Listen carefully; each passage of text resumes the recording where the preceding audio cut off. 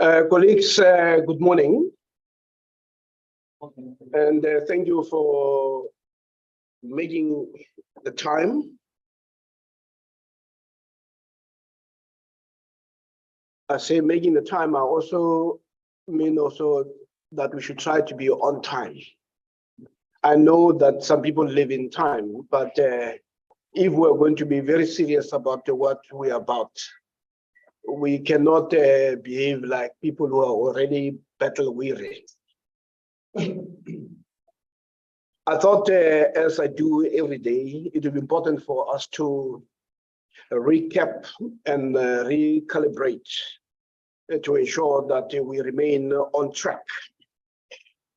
Before we move to today's engagement, the engagement which will point out that our struggle against intellectual imperialism is like a relay, that this is a struggle that had been started by others and has been refined over the years. In the same way that when we started, one spoke about how the former president of this country referred to the forerunners of the anti-colonial struggle, the Mushweshwes of this world, Bambatas, the Dinganis, that this is a continuation of that struggle. And when it comes to the University of Zululand, we need to understand, and we've defined the central challenge of turning this university into a node for African thought as fundamentally about the curriculum, about the decolonization. The questions that Professor Gacheni will be grappling with, and that we've been grappling with, is really about how do we decolonize the academic enterprise. It is also about how do we indigenize knowledge production, and fundamentally about how do we domesticate knowledge and its production. The other issue that we touched on is that how do we do this in the face of the ever-present and overbearing, ever-resistant global cognitive empire. And as he indicated, the fact that it may appear overwhelming does not mean that it cannot be resisted successfully. And in the last 2 days, as we move towards the project of making sure that we master, or we are introduced to the grammar of liberation, we've grappled with concepts such as global coloniality, coloniality of the mind, coloniality of being, and coloniality of knowledge.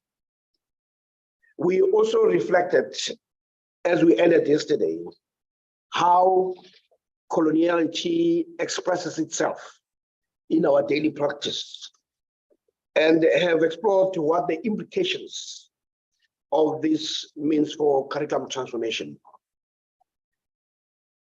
And in doing so, Professor Ngajeni reminded us that the new struggle is a different struggle. It's a struggle that was well defined by Churchill when he addressed the University of Harvard, and where he says the future will be empires of the mind. And he reminded us correctly that in these struggles, we need to understand that the most important and potent weapon of the oppressed, of the oppressor, is the control of the mind of the oppressed. But in engaging in the new struggle, like all struggles, will require its own skills, its own tools. And here I'm reminded of what Marshall Goldsmith said in his book, What Got You Here Won't Take You There. Effectively, that if we had mastered the tools and the skills that are necessary for political struggle, when it comes to the intellectual and a struggle that has to do with rebelling against the cognitive empire that require different skills. Effectively, what I'm saying is the intellectual and economic struggles are going to be very different from the political struggle. Herbert Vilagazi once said that if we thought the political struggle was easy, wait until we engage in this new struggle. But in today's task, what Professor Ndlovu-Kacheni will do is to assist us in understanding that the waging of these struggles has metamorphosed and mutated over the years. And the mutation was informed by the nature of the battle at the time. So the refinement itself was dictated by the battle or the theater of war. And I'll give you a simple example.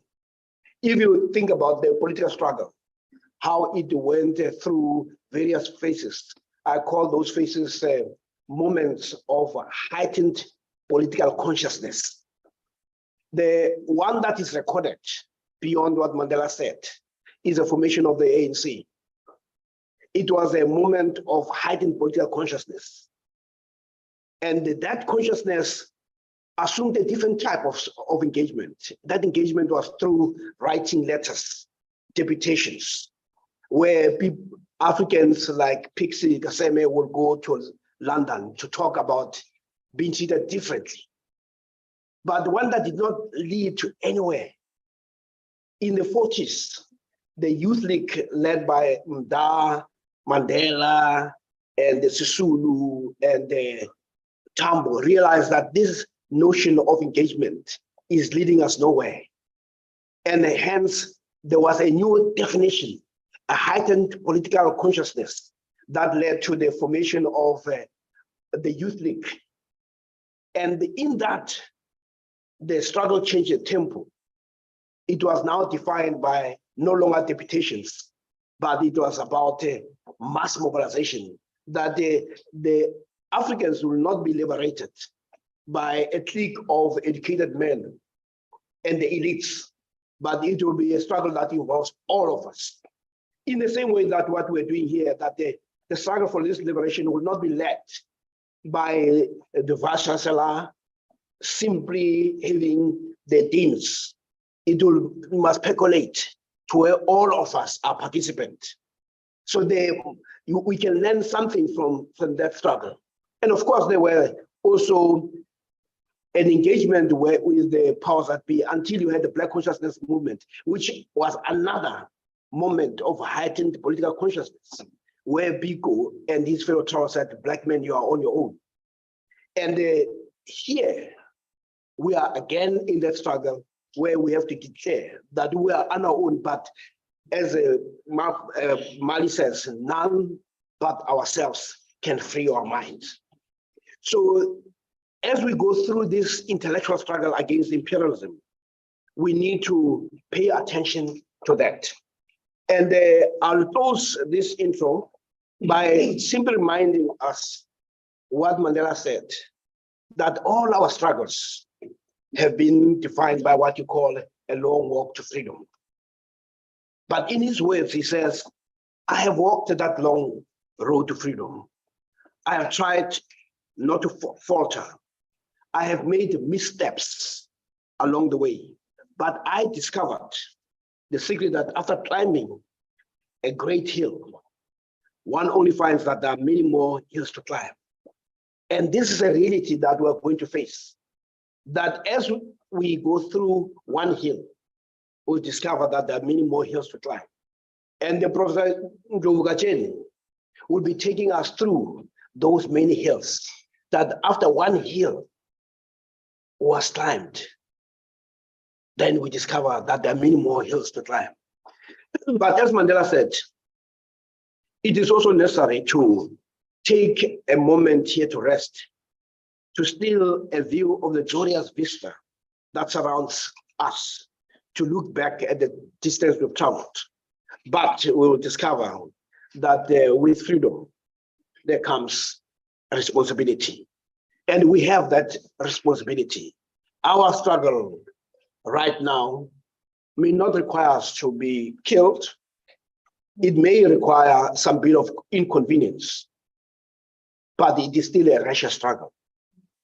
And with those, may I call President Glover Gajeni to take us through the history of the struggles of African people to free themselves away from this epistemic injustice.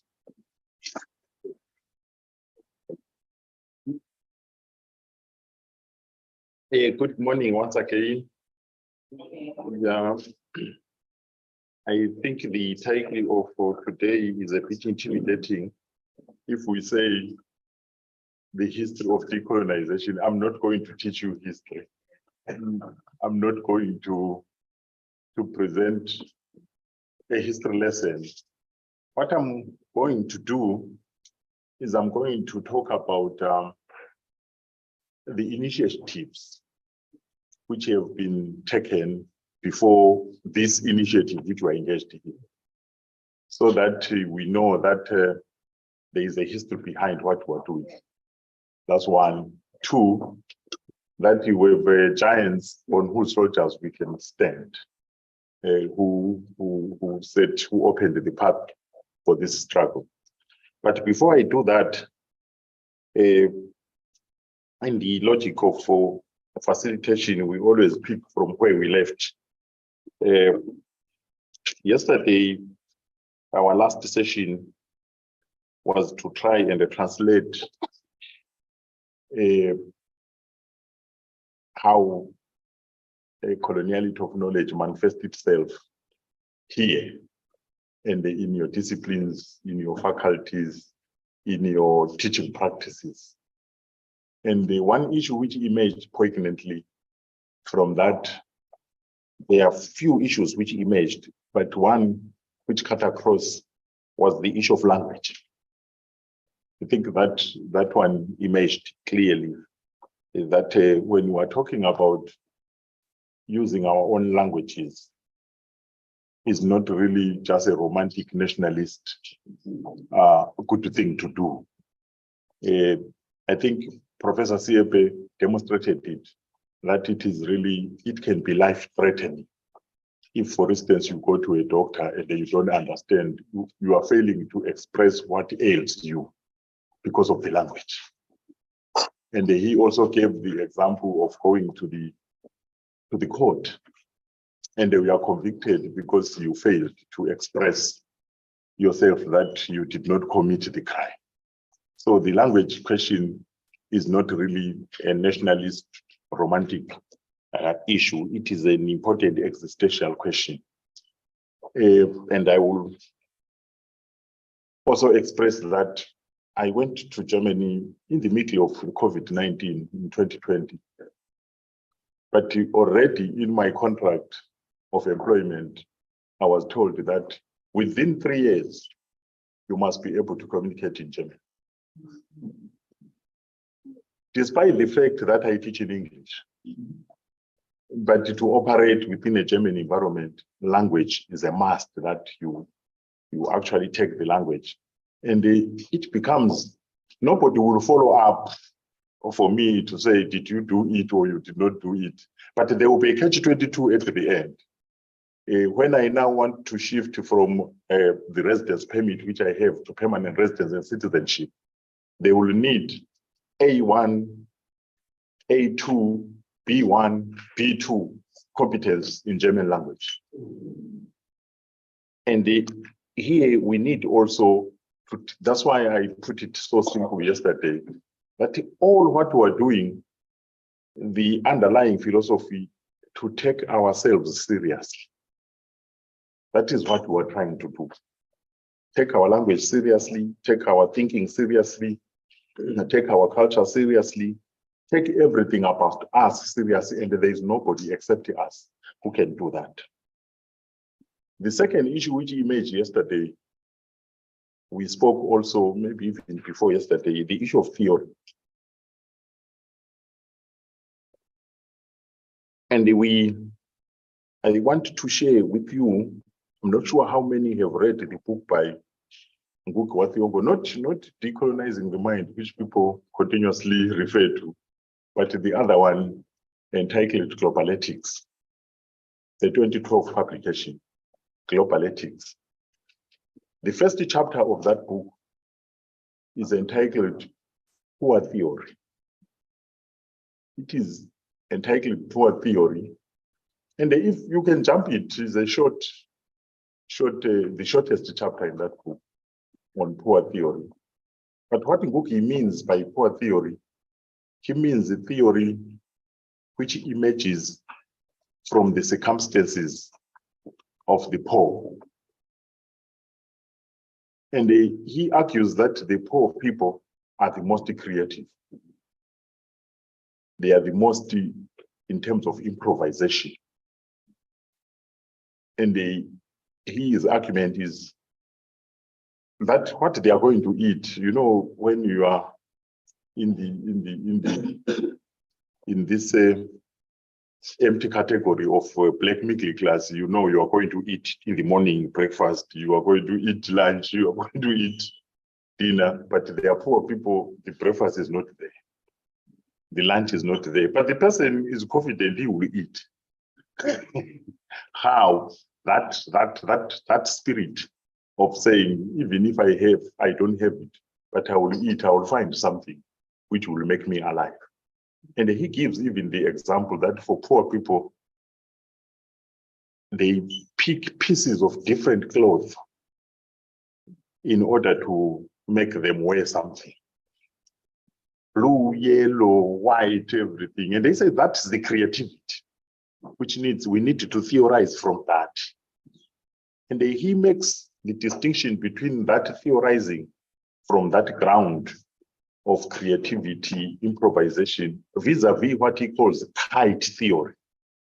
You know, the kite which flies above the heads of the people. Marxism, Foucauldian theory, Derridian theory. He says that is a kite, it flies above society. But we need to theorize from society. Then the third issue which I want to flag as part of opening this other session, there was somebody who says it's from philosophy here, maybe he's not here today. Philosophers will know what is called the allegory of the cave. It's Plato, is it Plato, allegory of the cave? But I will invoke the allegory of the cave, not from Plato, but from Ngugi wa Thiong'o.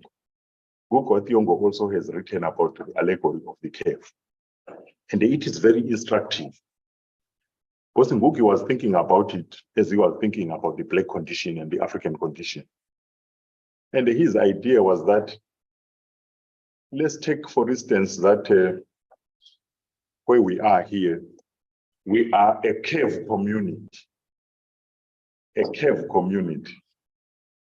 And we want the cave to work very well for us, to satisfy our needs, make us live a good life. But every time this intentionality, we don't realize it. But because we stay in a cave, we always hear good things about the outside the cave. Outside the cave. So as cave community leaders, we then sit down and they say, how do we tap into the knowledge, the experiences, and all the good things which are outside the cave? And the solution comes in this way. Why don't we send our daughters and our sons outside the cave? Send Siposiebe to Harvard. Go to Harvard. Go and see what they are doing. But our sending Professor Siposiebe to Harvard is born out of an existential problem. The existential problem was that, why were we defeated by other civilizations? Militarily, for instance. And after the defeat, most Africans, they thought, yeah, but we must be realistic. It looks like we are weak. This is why we were defeated. Why is it that the SPA, of course, we fought in Isandlwana. The casualties were so high. We won, but the casualties were so high, and they were fighting a small group of British officers. So it means there's something which they have, which we don't have. And the issue is, we don't want to be like them, but at the same time, we need to learn this which they have, which we don't have, for our own benefit. And this is the logic of sending our daughters and our sons outside the cave, go and learn this secret, and they come back.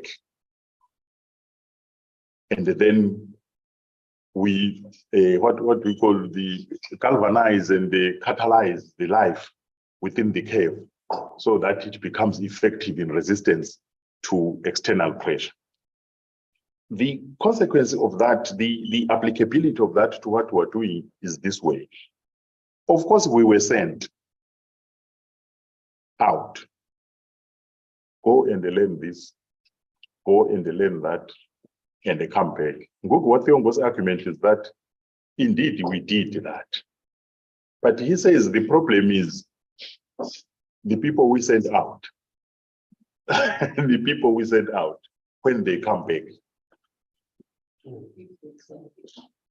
Those who come back, we have categories of them. Those who come back speaking another language now, I come back here, I'm speaking German. Nobody will hear me from the community where I left. And I then tell you, no, forget about this is Zulu, let's learn German. Forget about this is Zulu.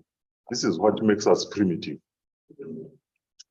Then there are others who come back, and these ones, they come back with friends.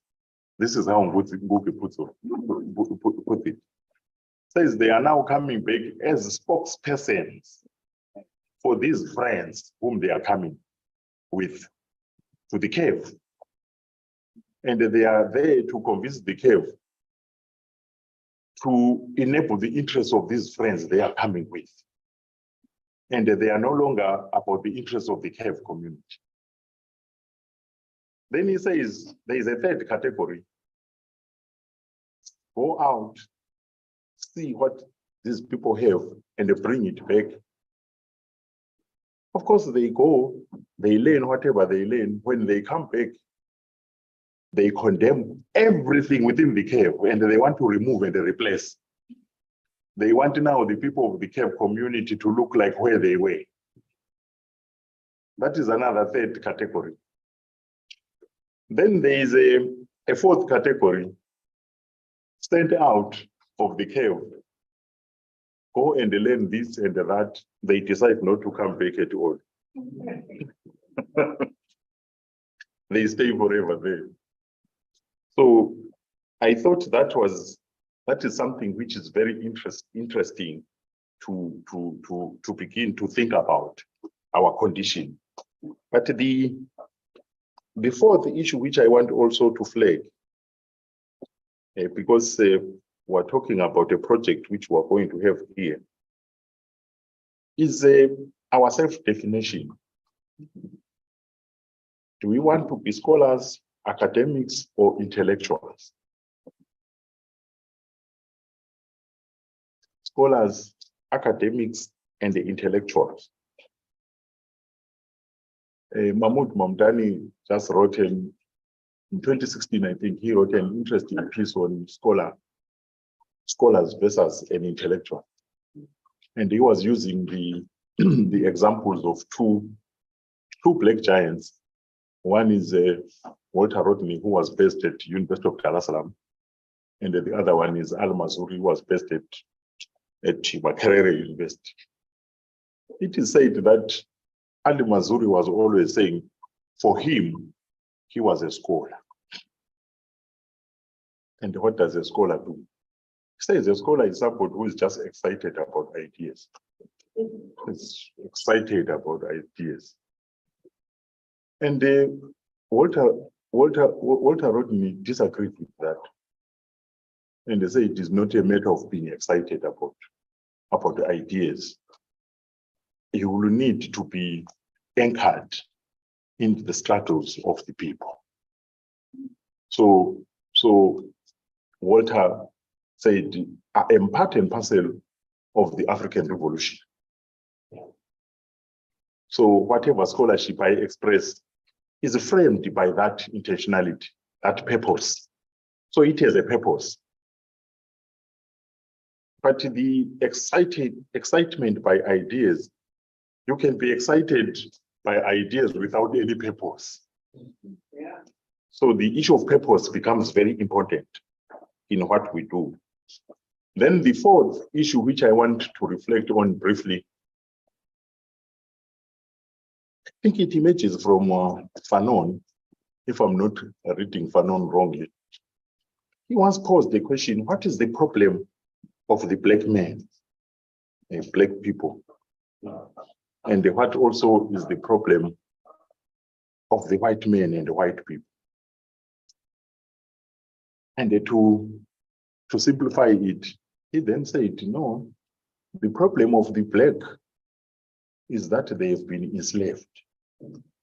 They have been killed somewhere. They've been colonized. They have all these experiences. And the white colleagues also have their own history, the complicity in this. And this, when you read it, he's talking about existential questions. But if we translate it to knowledge, the one who is accused of having raped, having killed, having enslaved, having colonized, the idea is that the knowledge which then emerges from such type of a mind is knowledge of concealment of the sins. You get the point. The knowledge of concealment. So even the method is to conceal. The theory is to conceal. So many of the things which is done, it looks very sophisticated.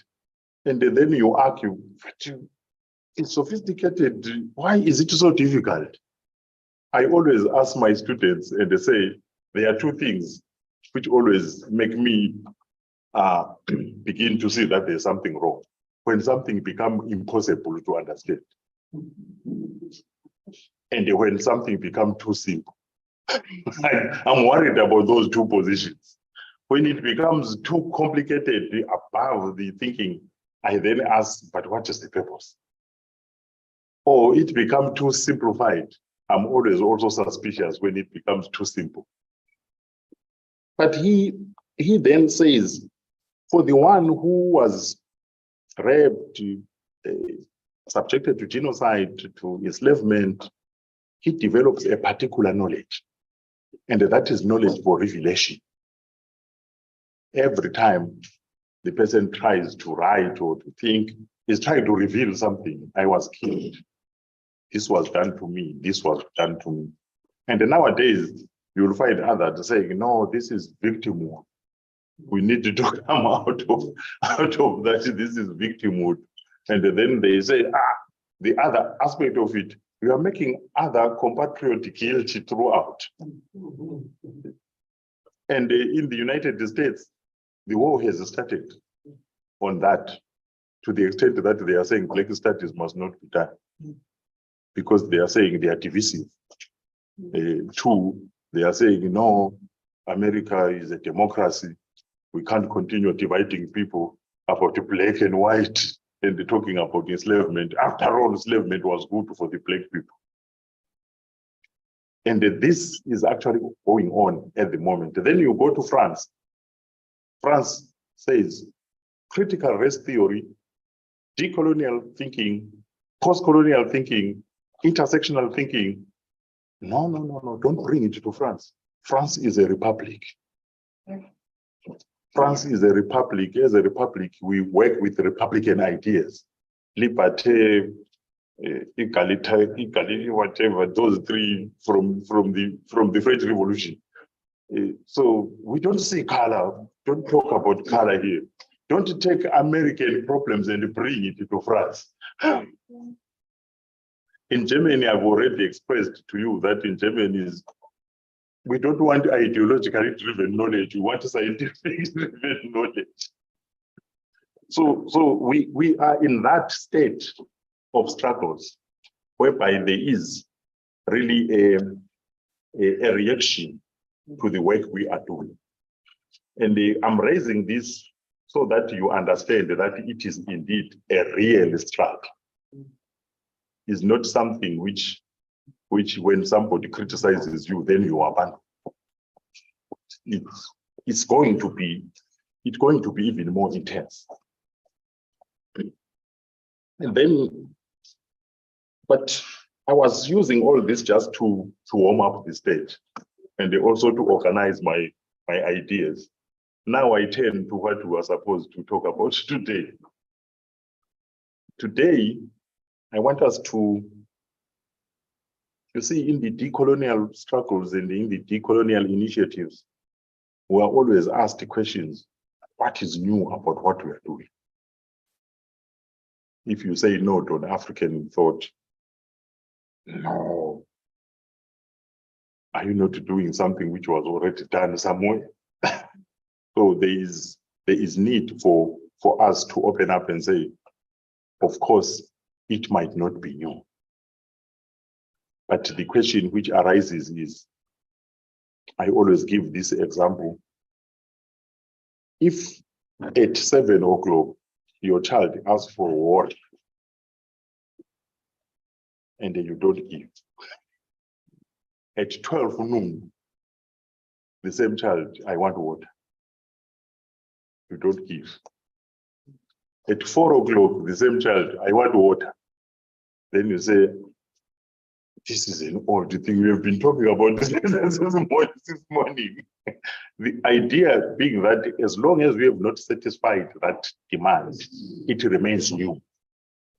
So it remains new. So don't use time to say it is old.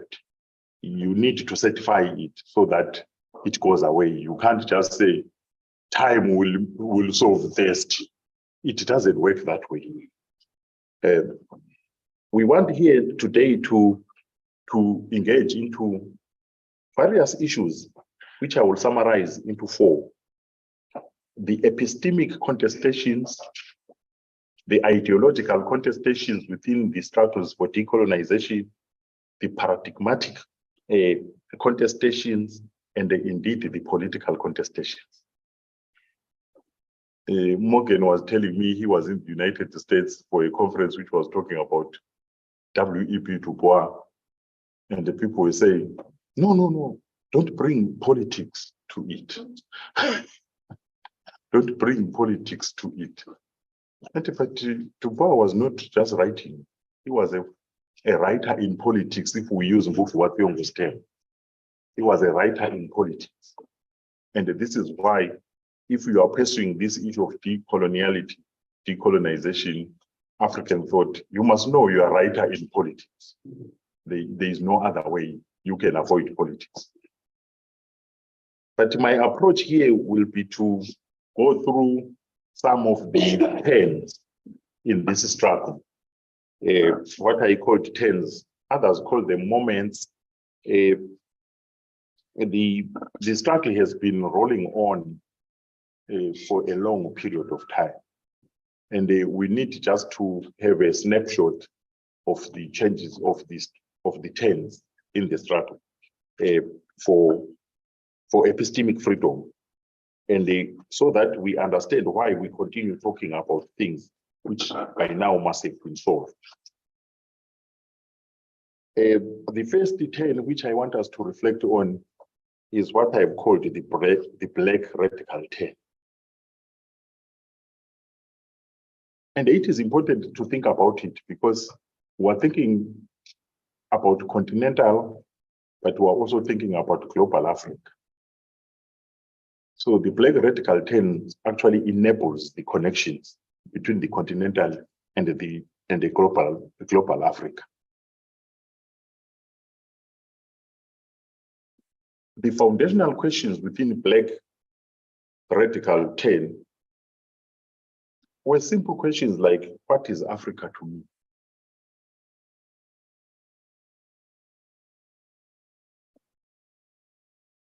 There is a long poem, what is Africa to me? And that question emerged in the diaspora in the global Africa. What is Africa to me? Because these were people who were extracted forcibly from the continent and they find themselves somewhere. And they were trying to find a compass in terms of where we are, how did we become here? So that question troubled some of the thinkers in global Africa, which we call today African diaspora. And when I started here about contemporary politics of knowledge, I also raised the idea that at the center of what we're doing is an existential question for Black people in general and African people in particular. And I said, they are asking themselves questions which other human beings don't ask themselves. And that is the question of, why am I defined as a problem in the world? And this question has various iterations. Nowadays, you find people writing books, traveling while Black, teaching while Black, doing this while Black, because that is a troublesome question, which to other people, they think you are crazy when you raise it. But people are raising these questions from experience. And I gave the example of how E.B. Du Bois tried to research some Black American community in Philadelphia. And when he tried to deploy conventional sociological theories, he said they did not apply. And they said they did not apply because the people, when he observed sociologically, they were living below the human line. So you can't use theories of studying people to study donkeys, is it? you can't. You can't, it won't work. So he said we need to then understand this condition and develop theories which will actually be relevant to understanding that. But at the center of the Black radical tradition stands an epic struggle. And that epic struggle is the Haitian Revolution of 1791 to 1804. Which obviously, when you read revolution, is always they privilege the political, but it had epistemic implications as well. Because it was out of the Haitian Revolution that the idea of a Black people, Black Republic, emerged.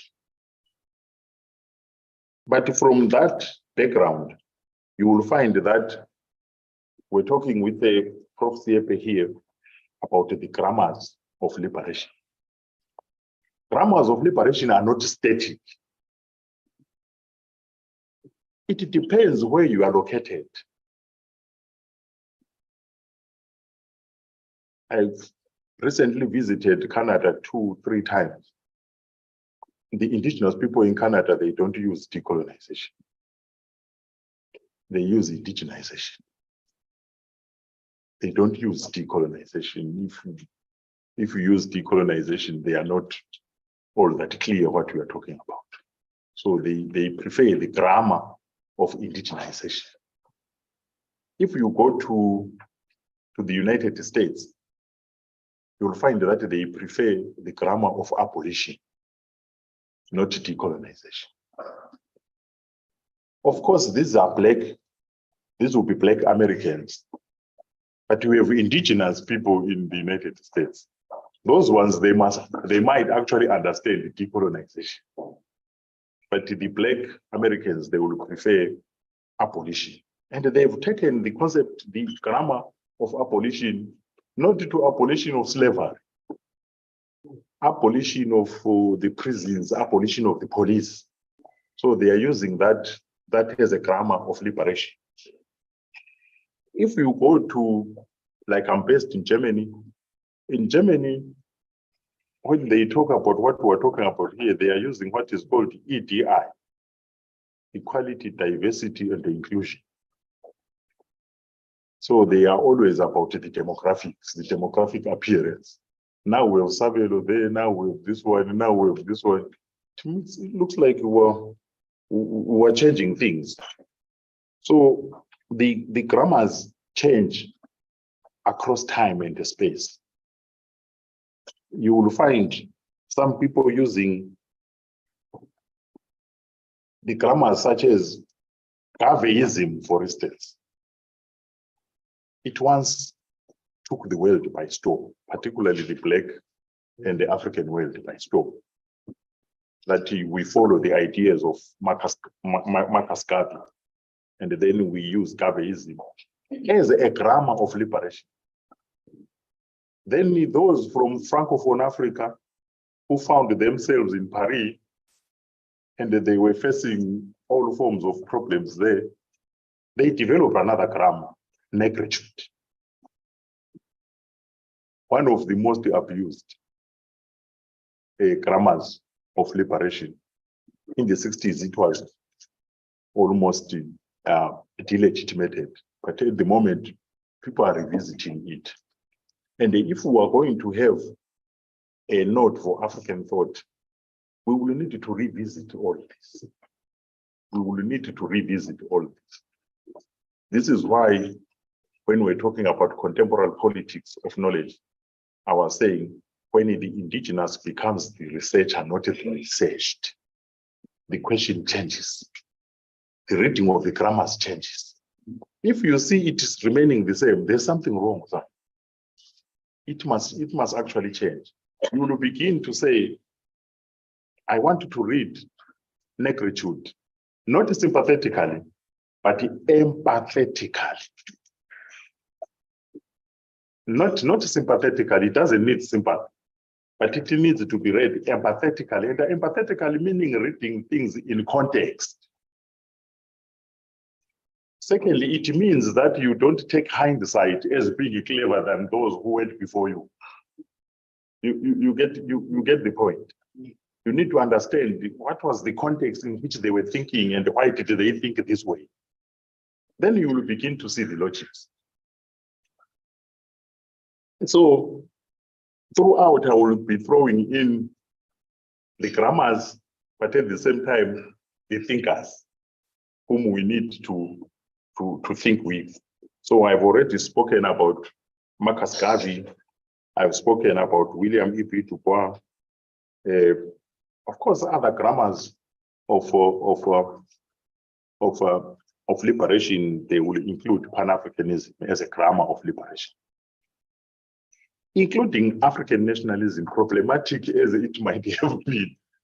But we need also to read it empathetically. Why did people decide to think they could be liberated through this graph?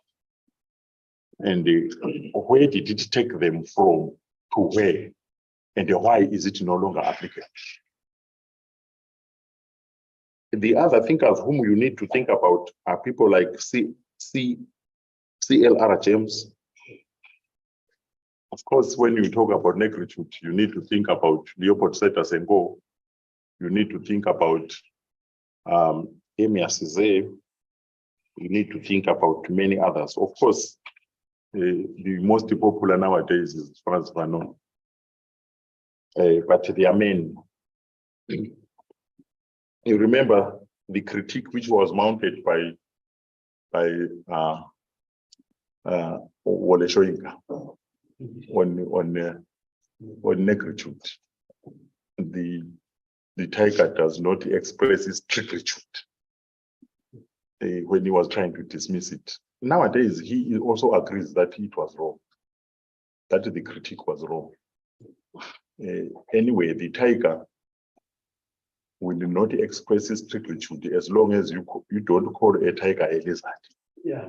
if you don't call a tiger a lizard, it has no reason to express itself. But for African people, they've been called so many names.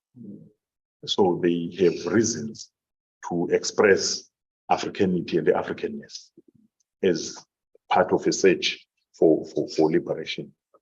The other, a grammar, which is always, we normally forget about it, is grammars like Ethiopianism. Yeah. There's something very interesting. I'm not sure whether it's only me who notices something. You'll find that those who are in North America, who are Black, they will always refer mainly to Egypt. Mainly to Egypt, the Egyptian civilization, and then they develop Afrocentric thinking. But those from the Caribbean, they mainly make reference to Ethiopia. Have you noticed that they normally make reference to Ethiopia more than Egypt? And that's where Rastafarianism, you will always hear them talking about the Lion of Judah. And they even thought Africa was actually called Ethiopia. So we have all these grammars which we need to return to the Harlem Renaissance and the many others. Some are continental, some are global Africa. So when we do a note for African thought, we need to reread this, from our own vantage point. Let's not be carried away by what others were there to dismiss. We need to reread from what is it that we can gain from these, and we must also evaluate the limits for ourselves and the prospects for ourselves.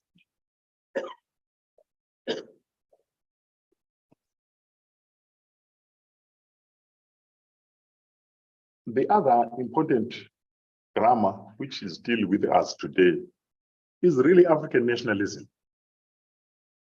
African nationalism as a political project, but also African nationalism as an epistemic project. Paul Chiambezereza has this to say about African nationalism. He says, the search for a new African narrative, the search for a new African narrative liberated from the epistemic colonization of Europe entailed a nationalist struggle to remake history. Not within terms of their own choosing or summoned from the pristine past, but out of the very and a continuing violent encounter with Europe. It was a struggle to subvert and transcend the imperial coding of Africa as a Hegelian black darkness, to renew and refurbish the image of Africa itself and for the world at large by an intelligentsia that was immersed in both African and the European ontological epistemological orders. Something emerges there which is important. I was talking yesterday about David Ricardo, the comparative advantage. And they said we have the advantage that we have a vice chancellor who is actually leading in the front. But the other advantage of African academics and intellectuals is that we are not foreign to European thought. We know it. The problem, we might actually know it better than what we are supposed to know.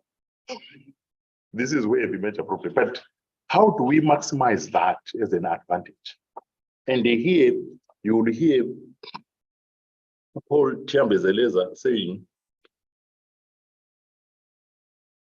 an intelligentsia that was immersed in both African and the European ontological and epistemological orders.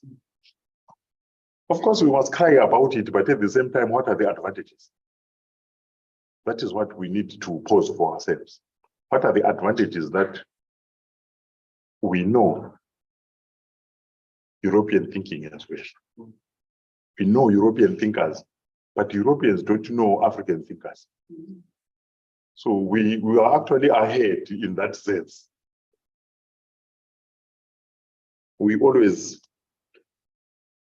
when the Vice Chancellor was saying, this is what, when people say, what do you eat? I will mention this. We always, when we're in the UK, we're practicing the same strategy. when somebody talks about Margaret Thatcher, I just say I've never heard about it. And then the friend will be drinking beer.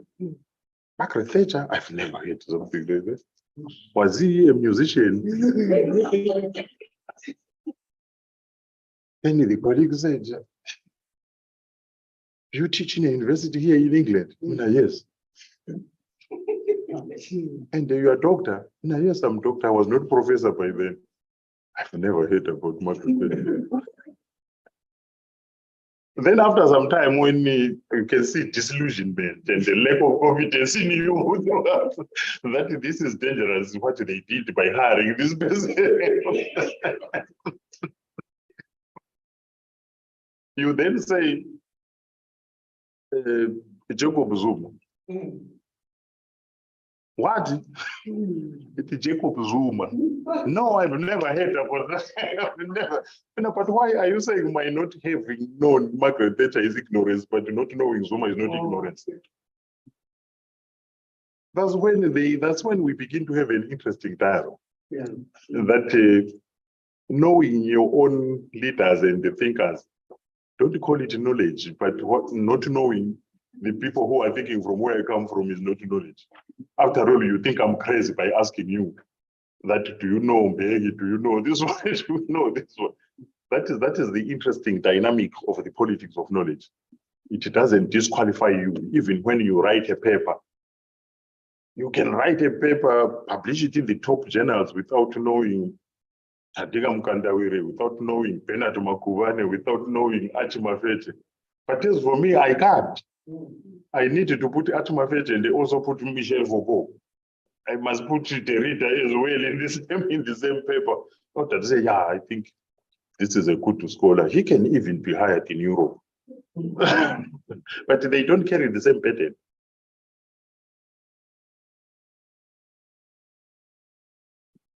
The nationalist grammar offered us a number of things, despite it being very problematic. You know, one issue for certain, South Africa is a bit unique in the sense that it has these old universities. But in Middle Africa, going the other part, the Europeans, they were refusing to have universities for Africans. Education was left to missionaries most of the time. And the universities, most of them, which were, the few were colleges of University of London, including Ibadan was a college of University of London. Where I studied at the University of Zimbabwe, it was a college of University of London. Makerere was also a college of University of London. But with the dawn of political independence, one idea of being independent was one state, one university. The university was part and parcel of a sign of being sovereign. So there are gifts of the African nationalist project, where they decided to build universities in every country. There is no country you can say we're independent, but we have no university. We even destroyed UPLS, you know, UPLS, University of Botswana, Swaziland, and Lesotho, which was a very fine university system. Because of the nationalists, now we have Lesotho, now we have University of Swaziland, now we have University of Botswana, and then we failed to fund them. But if we funded them as they were, by then, I think they will still attract the people the way they used to attract before. But there was this nationalist idea that let's territorialize things. The University of East Africa, it had Makerere, Dar es Salaam, and Nairobi. We also cut, created Makerere there, then in Nairobi there, then Dar es Salaam there, to express our nationalism. But they are gifts of nationalism. People were proud by then that we have a national university. When I went to University of Zimbabwe, it was the only university in Zimbabwe. Nowadays, I think we have 16 or so. But by then, that was the pride of the nation. But the issue is, don't confuse the fact that it becomes a gift of nationalism, that it is there for an African university. this is where the nationalist project was failing. It might have indigenized in terms of name, but it never indigenized in terms of the curriculum and other issues. But they attempted, the idea to Africanize was always there within the nationalist agenda. But there was also the other agenda, which was topmost in the mind of the nationalists. They wanted what they called a developmental university. Development was what they said, colonialism retarded development. And therefore, universities need to be active in the project of African revolution, particularly the issue of development. So they wanted universities to be allies in development. I remember Professor Joseph Kizepo from Burkina Faso, if I'm not mistaken, he said in the 60s, in every door of a prime minister or president was an unwritten sign outside here. Silence, development in progress. Silence, development in progress. Said there was no leader who had not developed a plan of some sort during that time. But their major problem, maybe where they missed the thing, was that it must be done in silence.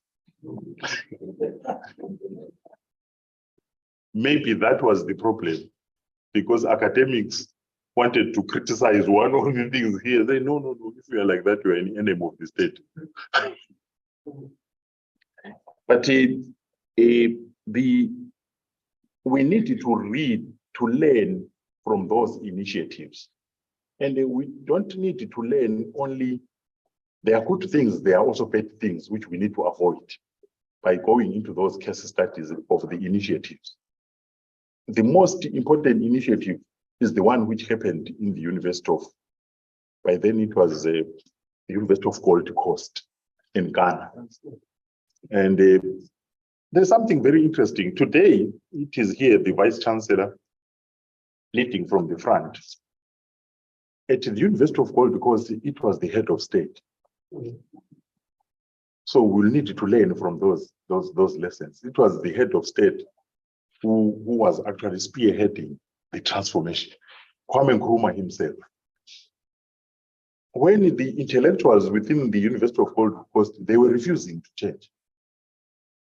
And the idea of refusal was that we are part of the University of London, high standards, and we want to maintain those standards. And Nkrumah was saying, no, we need to change. First of all, let's change the name from Gold Coast to University of Ghana. Because he was a head of state, this is the lesson. If it is driven really by a head of state, things tend to move because he has power. He has power to push things around. So what Nkrumah then motivated was the establishment of the first Institute of African Studies. He said, you know, if these people are resistant to change, why don't we establish an Institute of African Studies which will actually galvanize the change across the university? And they established the Institute of African Studies in 1960. And during the official opening, I think the official opening was 1963. Nkrumah gave the official opening speech, deliberately entitled African Genius. How do we recover African genius? The African Genius speech, it is widely quoted.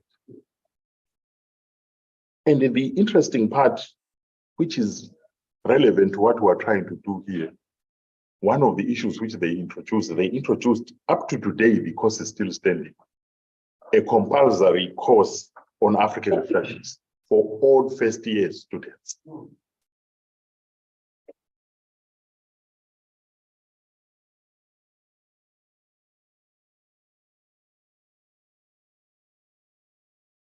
And because Nkrumah was also thinking about Africa, but Africa in its broad sense, the continental and the Pan-African, he also invited W.E.B. Du Bois to Ghana to continue the project of the Encyclopedia Africana, which in the US, it was actually affected by the politics of the white intellectuals, particularly the anthropologist Melville Herskovits. Melville Herskovits, now it is proven that he's the one who actually influenced all the funding bodies not to fund the Encyclopedia Africana in the United States when he was president of the African Studies Association. 1964, Nkrumah hosted also the first International Congress of Africanists.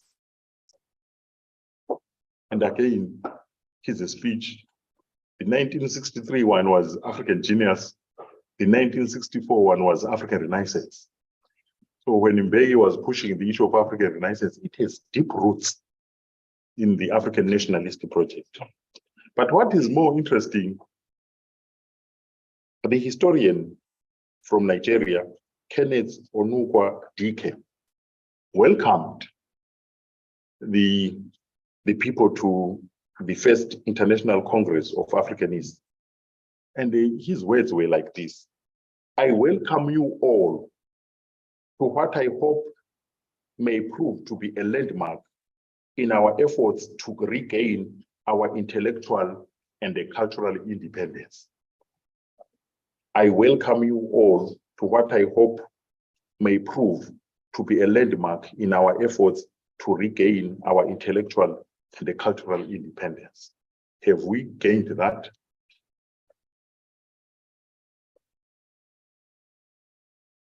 I'm not sure. But what is also important about the 1960s compared to today, because of the changes which Nkrumah was leading in Ghana, the University of Ghana actually was attracting European thinkers to come to Ghana. That is the interesting part about the 60s. Thomas Hodgkin, leading Africanists, was actually leading the Institute of African Studies in Ghana. And he was more convinced about the necessity of the Institute of African Studies in support of what he called the African Revolution. So I wanted to share that we need maybe to check that, or even to have exchange notes with because the Institute of African Studies in Ghana still exists up to today. After all, at the end of November, I'll be visiting fellow there. The other part of the gift of African nationalist thinking was the establishment of the Association of African Universities in 1967. And I'm making this reference because the association tried to define what an African university would be. And this is what they said: the truly African university must be one that draws its inspiration from its environment. Not a transplanted tree, but growing from a seed that is planted and nurtured in the African soil. That is how they defined it, and I haven't found any other definition which is better than that. But the spirit of African nationalist thinking also animated the colleagues at the University of Nairobi. I think at the opening, I also raised the issue that when they were now shifting to independence in the 1960s, the University of East Africa, before it broke into Makerere, Nairobi, and Dar es Salaam, the first Black chancellor was Julius Nyerere. And in his acceptance of that position, he was very clear that there are a number of things which we need to do. First one, he was saying we needed to deal with to strike a balance between international standards and the local imperatives. A question which troubles us even today. He was saying, we don't want to throw away what are called international standards, but at the same time, we don't want just to take them that they then override the local imperatives. So we need to find a balance between the two. But at the University of Nairobi, something happened which is even more interesting. The Nairobi memo of 1968-1969. And Wathiongo was involved and the others. It is widely quoted as the abolition of English department. But I think there's something to learn, particularly for us when we're thinking from Germany, because our overarching objective is to reconfigure African studies. But to me, I gave it as an example of how to reconfigure. Because they posed this question, why can't Africa be the center? So that we can view other cultures in relation to it. Why can't Africa be the center? So that we view other cultures in relationship to it. What do they mean by that? That here we're in Nairobi, we're teaching English literature, but we start with Shakespeare, we start with Jane Austen, we start with John Keats, Lord Byron, and all these others.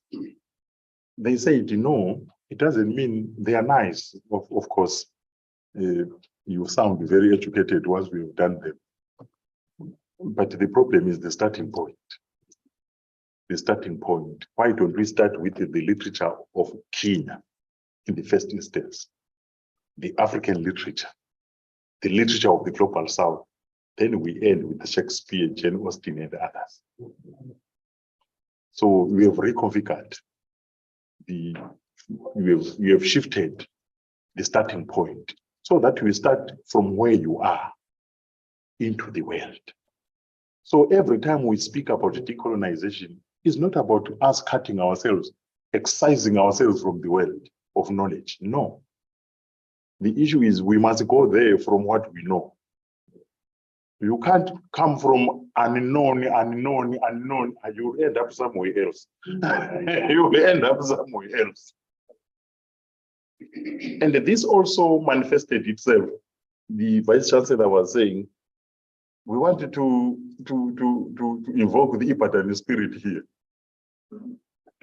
so that the African note of African thought will become known, like the Ibadan school. And I was saying, when I was coming here, I was asking my dean in Germany, because our university is a small university, but what it is known for is the African Studies program. It brings a lot of Africans there, but there is no school of thought. So I said, sitting here in Germany, you have something called the Frankfurt School. How did they construct the Frankfurt School? That even now they are all dead, but it's still there. Maybe who is this one of the public sphere is alive still? I will remember his name. Habermas. Habermas. But generally, the school is no longer there, but still there is the Frankfurt School. And this is what you need to think about deeply about the note of African thought. How will we make it that it is really distinctive? When you present somewhere, somebody knows that now this one comes from University of Zululand. This one belongs to the note for African thought. How are we going to do that?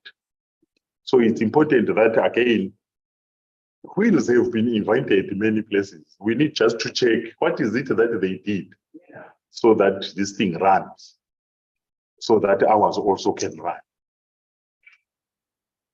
The Ibadan school, what was more featured was the nationalist historiography.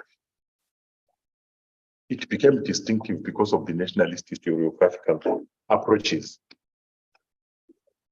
One of the scholars who actually was a pioneer of writing from an Africanist point of view here, particularly in relation to Southern Africa, was Professor John Omaku, who wrote on the Mfetane, an African Revolution. Do you know why he wrote like that? He was a white man, but he wrote that book that the Mfecane was a revolution in Black Africa. In Bantu Africa, he actually used word Bantu Africa. He belonged to the Ibadan school. He belonged to the Ibadan school. When he wrote that book, he was actually based there. So he had a different view of how to read the Mfecane because of the school in which he belonged. But as I said, a university will never be like a church. The Ibadan school was multivocal, if I can put it that way. But when we say multivocal, we don't mean you are so cantankerous that you even destroy the overarching objective. It doesn't work that way. We need to still have robust epistemic debates, but knowing the overarching objective. So in the Ibadan school, you will find veteran historians, Jacob Ajay, writing colonialism was a mere episode in African history. Arguing that, you guys don't overemphasize the issue of colonialism. It was a mere episode in African history. And he became very popular for that it was a mere episode. And he says, if we bracket it, particularly from a West African point of view, maybe it's from 1884 to 1960. So why do you guys over-argue about this short episode in African history? We have thousands of years of African history before that. People listened, the colleagues listened, and that set what is called the episodic school on colonialism. That was it an episode? That is the question. It emerged from the Ibadan school, the episodic school of colonialism. That was it a mere episode? Was Jacob Ajay right to think that way?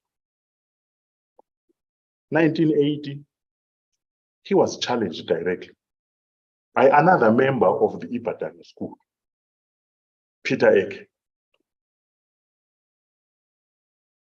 Peter Eke gave his inaugural lecture, if I remember well, Colonialism and the Social Structure.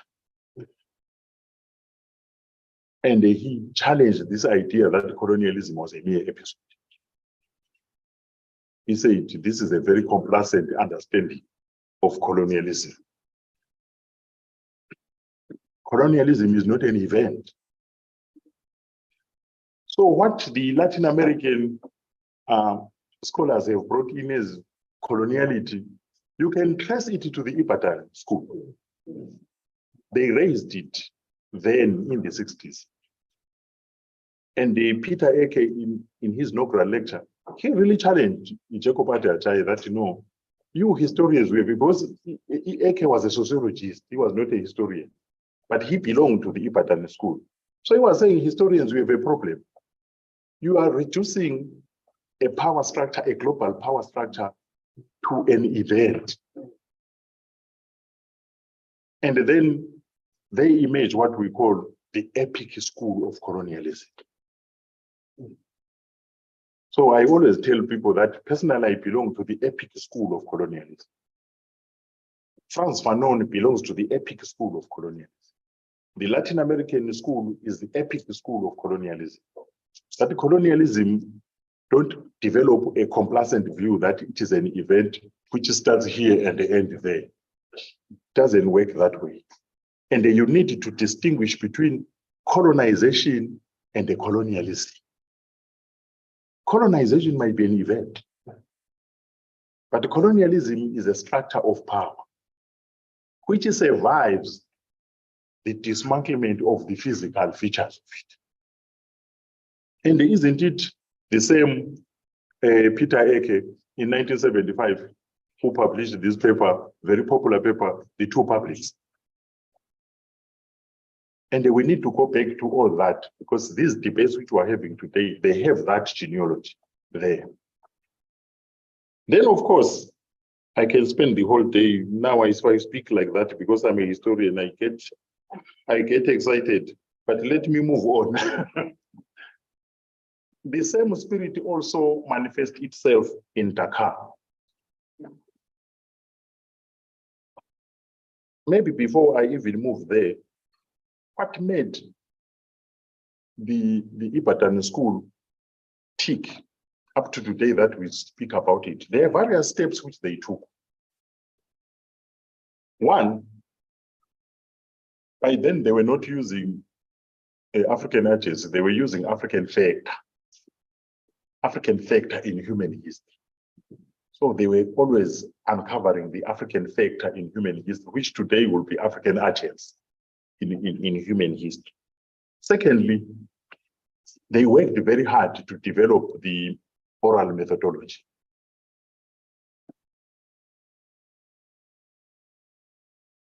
Thirdly, they tried to Africanize the curriculum. But the Africanization must not be confused with the decolonization. It is an attempt to decolonize.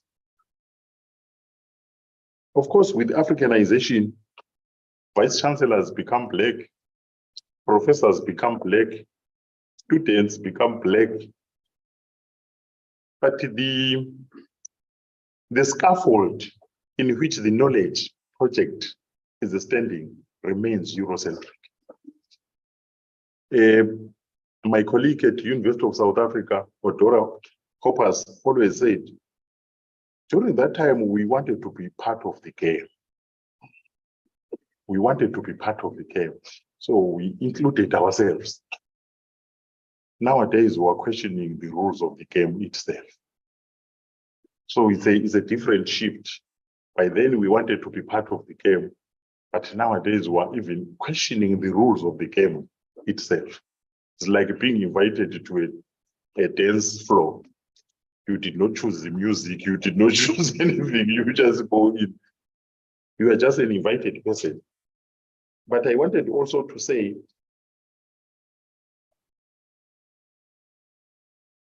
it also played itself in Dakar.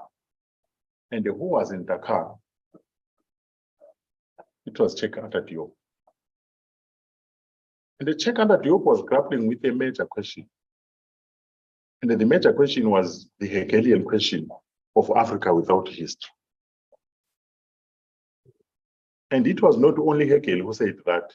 The Regius Chair of History at Oxford, who actually trained my own supervisor, what was his name? Hugh Trevorrow. In 1960, he wrote the book, The Rise of Christian Europe. And look, he's writing in 1960s, when the African nationalists are taking power and they are trying to do whatever they are doing.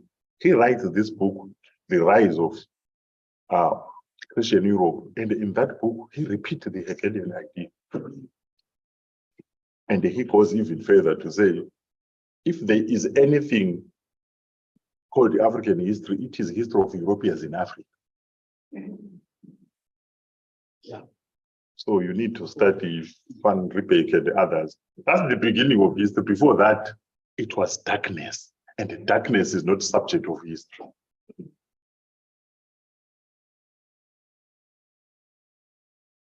So that's what Cheikh Anta Diop and others, they were trying to fight against. And don't get me wrong, the critique of Jacob Ade Ajayi about the episodic, there was a reason why he was trying to do that. There was a specific reason why he was trying to do that, because the idea was he was trying to challenge colonial historiography. And he was saying, but we were in history before colonialism. We had a history before colonialism. Maybe he over-argued his case, but what he was trying to challenge, it was very clear what he was trying to challenge. I only learned later that in Dakar, the problem was that Leopold Sédar Senghor and the Cheikh Anta Diop, they never saw each other eye to eye. Leopold Sédar Senghor was pushing negritude and African socialism, Chenkata Diop was pushing the Egyptology, what we call Egyptology today. But again, as I said that day, that when Africans write history, they are not writing about the past. They are not writing about the past. They are actually writing themselves into existence after being denied existence. Even in the places where you will never expect changes, like in Zaire under Mobutu Sese Seko. He also tried what he called the African authenticity. Was it called authenticity? But he was focusing more on the external appearances of things, changing names and the changing dresses, music and other things. But at the same time, we must always, he was doing that as head of state. What was happening within the universities in the DRC? You'll find that in the Lubumbashi campus, Viwa Mtimbe was there. Pauline Ntonji was also there. And they actually challenged the authenticity that, no, this is not qualitatively what we want. We agree with the decolonization of knowledge, but not in this way. Yeah. So we will need to go back into all these issues. And this note for African thought, I think it will be a great home in which we revisit institutions, thinkers, and the ideas in Black thought and African thought. It will be really interesting to have a research project which researches these things, which were the institutions which were doing what at what time, why did they not succeed, and where did they succeed?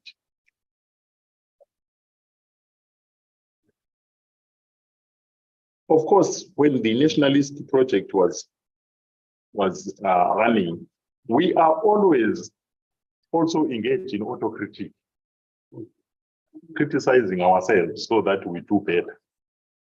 You remember the person whom I like so much is Amilcar Cabral. We must not claim easy victories and we must not tell lies. That is very important in a struggle. We must not claim easy victories. We must not say nationalism achieved this, then the history came to an end, then we were fine. It doesn't work that way. So there were issues which were raised about the problem of the nationalist school. The first was that it operated through what the critics called the counterfactualization. Counterfactualization. And the problem of counterfactualization is that if you say there was a big French empire, then you say Mapungubwe was a big African empire. And then you even go west. There's this big leader called Napoleon. Chaka was the Napoleon of Africa. If you do that, you are counterfactualizing. The major problem with that, you have accepted the thematics, the problematics of Eurocentric thought. You are just imposing Africans into that. That is not decolonization. That is not decolonization. So it means the Eurocentric historiographical thought has given you a template in which to fit Africans. You then fit Motapa Empire, Greater Zimbabwe, the pyramids, you put it into a template which is set from somewhere. And then you will find a scholar from DRC, I hope the name will come quickly, Jacques Depelchin, Silences in African History. He actually raises something which a lot of people did not understand. He says by the time they recognize that there is legitimate discipline called African history, it was already colonized thematically. The problematics were already colonized. Even if we were using the oral methodology, you were so subjected that it must be thoroughly like the written record. You get the problem. So he was saying the problem of denial and acceptance is the same problem. Yeah. It's the same problem. They denied it, then they accepted it in their own terms. And that raises also another fundamental question about the note for African thought. An old question which is also haunting us today, particularly from a historical point of view, the question of, do we have a philosophy of African history? Do we have an idea of African history? That question has been raised a number of times. And the note for African thought must help us in that area. And then the other issue was that the nationalist historiography tended to focus on big men, called the big men theory. There were no people, there was Chaga. There were no people, there was Moshesh. There were no people, there was this, so it's elitist, so to speak. So there was this idea that African nationalist historiography tends to only recover the histories of prominent figures, particularly men. And if they are women, it only recovers the queens. So it is said that the joke among historians was that the historians of that time, they practice what is called drum and a trumpet. You are carrying your notebook, you are listening, where are the drums? If you hear they're here, so there is a court of king, that's where you do your field work. If you hear, if there is silence, you don't do research there, so you then do research in the courts of kings and the queens. And then you ignore the people who make history. And then the other critique which was leveled against African nationalist thinking was that at times it tended to romanticize. There was a golden age when we lived well with no wars among ourselves. That is the golden age, which was also created by Africanist thought. But we all understand why they were creating that, because colonial historiography was creating a long night of savagery.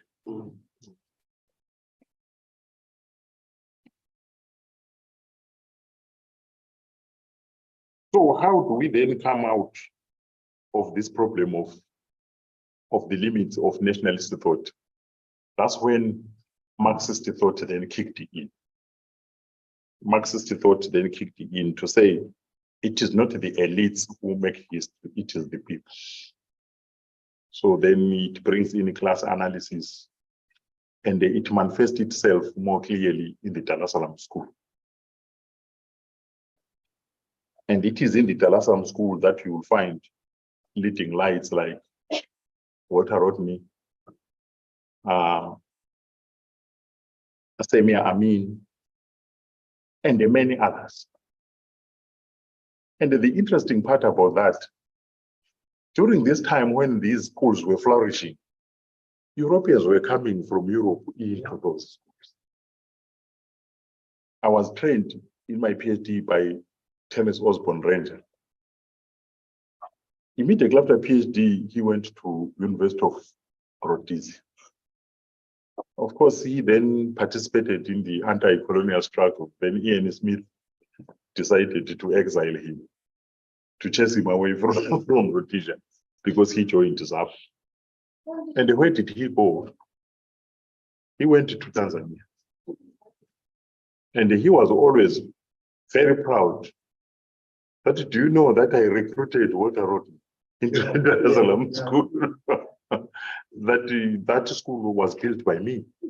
I recruited all these people into that. But what distinguished the Dar es Salaam school is not about whether colonialism was episodic or not. They begin to move more into the economic questions, inequalities, poverty, and all that. Why are Black people poor? And then you will see the rise of the dependency school and the center periphery school, the underdevelopment theory, it emerges within that context.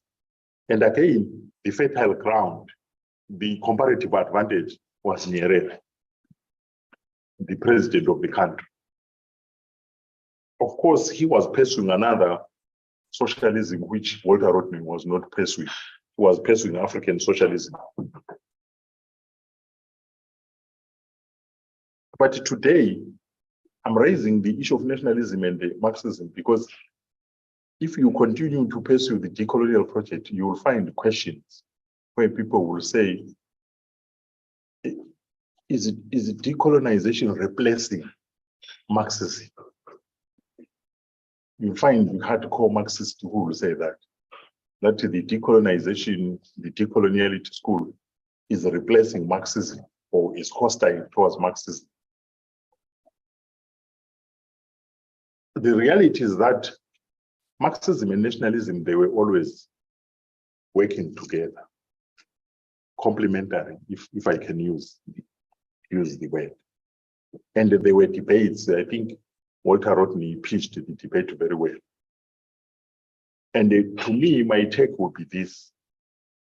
Marxism is still an excellent science to understand the operations of capitalism. But it might be weak in understanding the operations of colonialism. But at the same time, you cannot separate capitalism and colonialism. So you will need both the schools. Anyway, we talk about W.E.B. Du Bois, we talk about C.L.R. James, we talk about Frantz Fanon.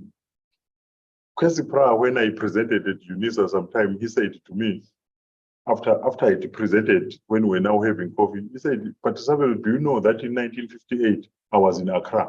I mean, I know I was not born by then. And then he said, Frantz Fanon came to Accra, to All Africa Conference. And Frantz Fanon told me, this is Kwesi Pra telling me, Frantz Fanon told me that he was a Marxist. So what is this that you guys are talking about decolonization and all that? And he told me face to face that he was a Marxist. Then I said, no, we understand that. But I think he was a Marxist of a particular time.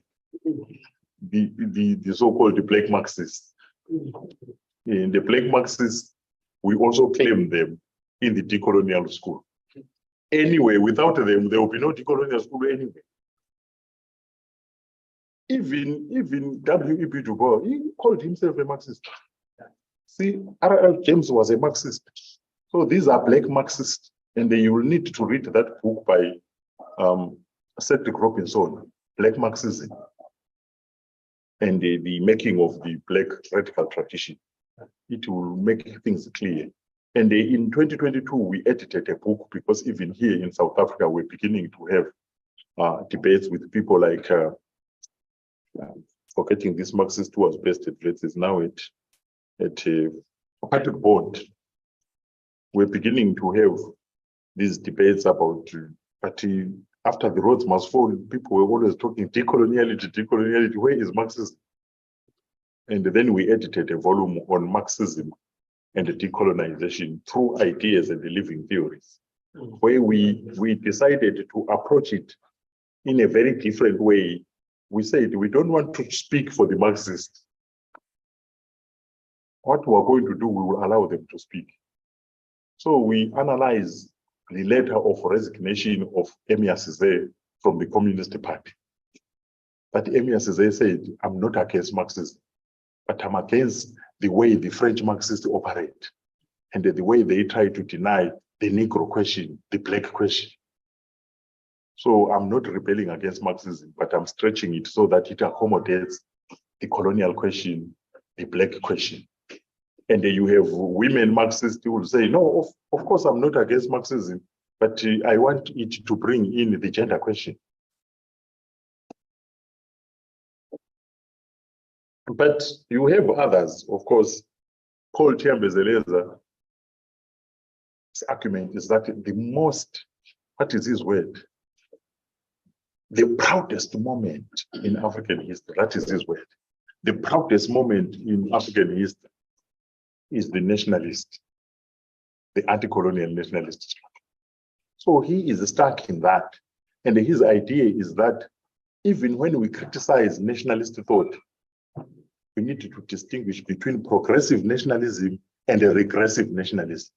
We can't just have a blanket, all nationalism are wrong, or all nationalism have these limits. So his argument is that there is progressive nationalism, and the progressive nationalism is about nation building, it is about development, it is about ending poverty, it is about epistemic freedom. So he said that one remains progressive.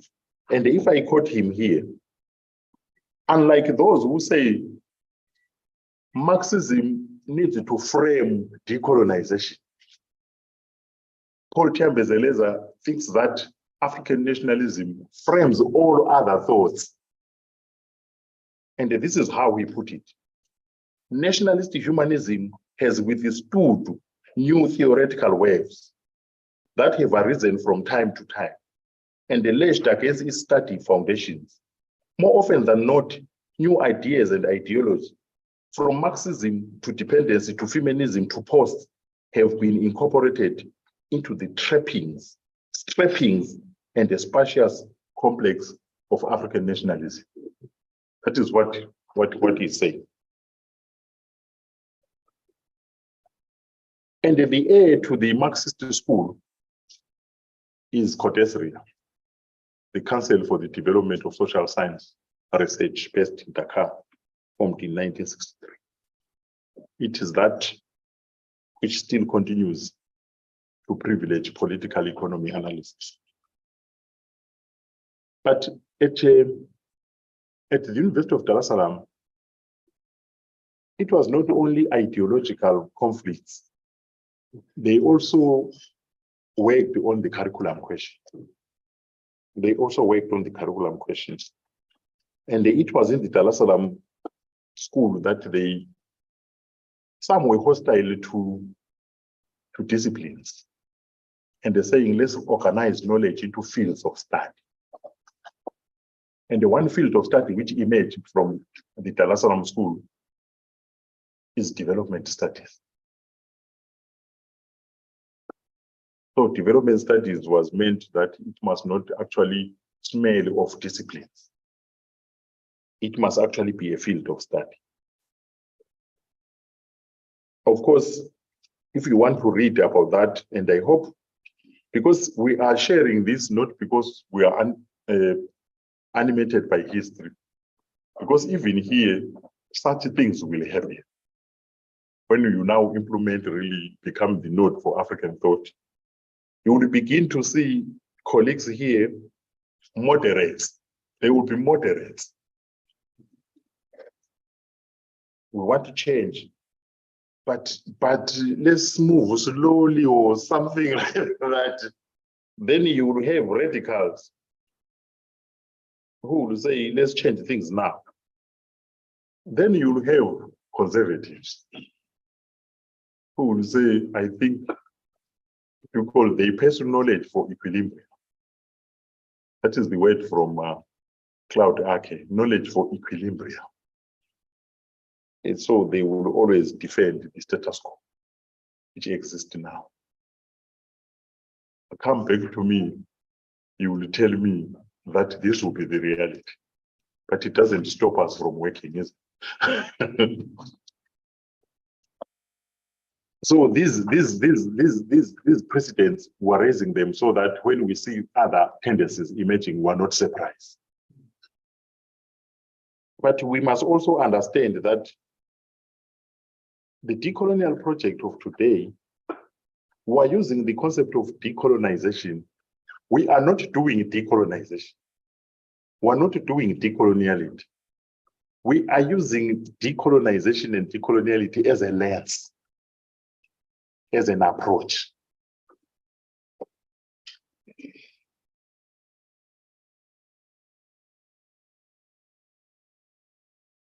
All the initiatives which I've talked about, they fell into crisis in the 70s. to the extent that Al Mazrui posed the question, who killed intellectualism in Africa? He posed that question. He wrote an article with that title, who killed intellectualism in Africa? He was in search of, there was Ipatani school, there was Dakar school, there were all these schools. By 1970s, it was quiet, particularly after 1973. So he posed that question, who killed African intellectualism? Of course, he looked for a number of factors. First of all, he looked for political factors, and he said there was the rise of dictatorships, rise of one-party state regimes. And he, of course, based in Makerere, he identified the rise of Idi Amin as a major problem, particularly for Makerere University. Then there was also another phenomenon, and it still happens up to now. For radical intellectuals, by the 1970s, Wole Soyinka went to prison, Gokwat Yongo went to prison, and after that, they ran away to the diaspora. So those also developments tended to destroy the radical spirit of the 1960s. But more importantly, 1973 is the emergence of what we call today the neoliberal project, spearheaded by the Washington Consensus and underpinned by structural adjustment programs. Of course, a lot has been written about it, how it affected life, how it affected this, but it also affected academy in a very big way, and it is still affecting it today. I went to school during that time. In Zimbabwe, they adopted the structural adjustment program in 1990. And in 1990, that's when I went to be first year at the university. So I know the struggles because we participated in those struggles. But the issue is, what did it do to the knowledge project? Corporatization of the university. The university must operate as a corporation, like a multinational company. Two, commodification of knowledge and education. Is it Mahmoud Mamdani who talks about making the university a marketplace? Marketplace. It was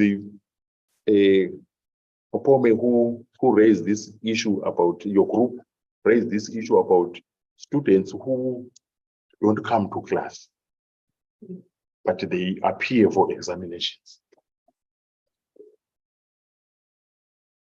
The knowledge is no longer attractive. You know, during my time, we had Marxist scholars, we had nationalist scholars. There are some lectures whom you could not miss. You could not miss because you loved the way the person pitched the things.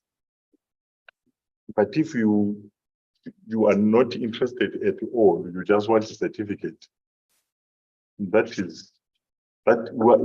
it is actually an impact of the neoliberalism in education.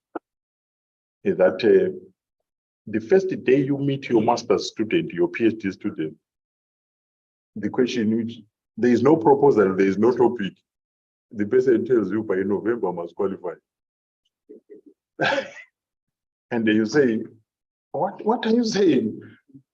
Prof, help me that by November 15, I must have my degree. And then you say, why? Because I'm promised a job somewhere. So there is love for certificates, for diplomas and degrees without the love for knowledge itself. And we need to reignite that spirit to love knowledge in the first instance. And Issa Shift says it is not only the students who are a problem, it's also us intellectuals who are a problem. And he puts it this way. He says the majority of African intellectuals have pretty well accommodated mainstream thought. This includes former militant nationalist and the radical socialist intellectuals.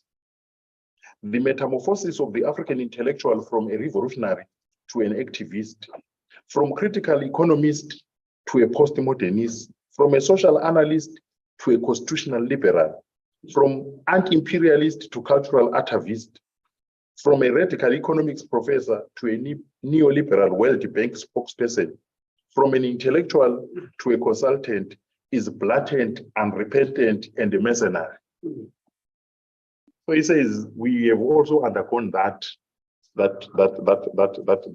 problematic. And remember, also this is the period when Francis Fukuyama comes with the end of history. The end of history and the last man. This is the period when Samuel Huntington comes with the future will be what we call clash of civilizations. And it is within this context that Marxism was really dead or paralyzed, so to speak. And it is within this context that you find former Marxists like Annibal Quyan beginning to say this is not the end of history. We will need another thought. And this is when he formulates coloniality as another way of thinking the world. And he says the 1990s was the exhaustion of a problematic of an entire period. And the pragmatic world view of democracy, human rights, and markets emerged. And he says the thinking by then was about what is immediate and the short term. It was never about, this is where I did my PhD, my studies in history. This is where we were told that you study history, where are you going to work? And this is the time when humanities and social sciences were under pressure to be closed, because we're now really ruled by market coloniality. So when we do these things, we need to also be nuanced that the other problem really is neoliberal market coloniality, which is running the universities. And today, you will find that intellectuals are, and I'm not sure here, but where I've worked, were under pressure to produce quantities and the quantities of work. It is the numbers which matter, not the profundity of what you are saying. If you develop that attitude of previous years, I'll write an excellent book over 20 years, you'll be fired from your work. We do have no time to wait for 20 years for one book. You need to produce more, and they were using log frames and all these to measure production. We are really like in a multinational corporation. Even in the way we produce PhDs and masters is numbers. You need to produce more of these. And that has impact on the quality of the knowledge which we are producing. And from there, they emerged other ways of thinking which affect African studies and African thought. And the first one is post-structuralism. One of the major texts which is cited, which actually announces post-structuralism, is a text by Ernesto Lanclau and Chantal Mouffe. And that text is called, if I remember very well, Hegemony and the Socialist Strategy. And it's a 1985 publication, where they then used more Gramscian thought to move away from Marx, and then announcing the post-colonial, the post-structuralist discourse. And remember, they were based for years at the University of Essex in the United Kingdom. That's where they developed discourse analysis. That's where people then moved into textual analysis of things. That's where there was turn to what we call cultural turn, the textual turn in thought. And that also happens concurrently with another post, which is postmodernism. Things are complex, things are unstable, they're entangled. That then there was a lot of difficult language No, the good professor, Anibal Quick, not Anibal Quiano, Homipap, whom a lot of people said they could not understand his language. That is a product of that moment, and those are the key figures of that moment. Then we have post-colonial theory. So post-colonial theory, we need to be careful. Post-colonial theory, there is post-colonial theory which is post-structuralist. There is post-colonial theory which is post-modernist. There is post-colonial theory which is anti-colonial. So you need really to nuance which post-colonial theory you are talking about. Yeah. So it's important that there are some post-colonial theories who refuse to be called the post-colonial theories. A lot of people in African studies, they say Mbembe is post-colonial. He has never accepted that description. He says, I'm not a post-colonial theorist. Where do you put the work of Invention of Africa and the Idea of Africa? It fits into post-colonial theory, but he refuses that he is post-colonial theorist. But the African studies and the African thought, they accommodate that thinking. And you remember that the debates went to Court when Achille Mbembe became the executive secretary. Went there, and they were not very good arguments. They really fought a lot because they were those ones who were still committed to African nationalism, committed to Pan-Africanism, political economy. And Achille Mbembe was said to be bringing thought from America into the Court. And that caused a lot of problems. And you can read, Achille became angry and he wrote 2 articles, African mode of self-writing and the power of the force. And you can get that in this journal, Public Culture, 202 and 201. You will see the debates where he was saying, no, but Marxism is no longer useful.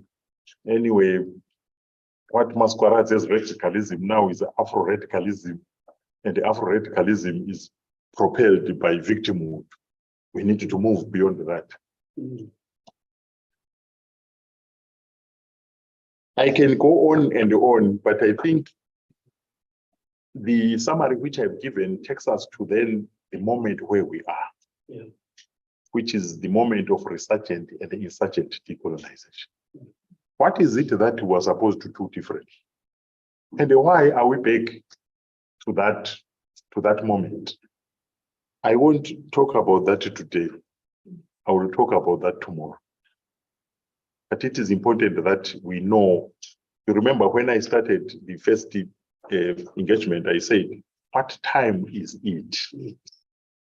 We need to locate ourselves time-wise. What time is it that we are thinking about a node for African thought? Some people will say, I thought Zululand was always a node of African thought for years and years. But we need to say why it was not. Thank you so much.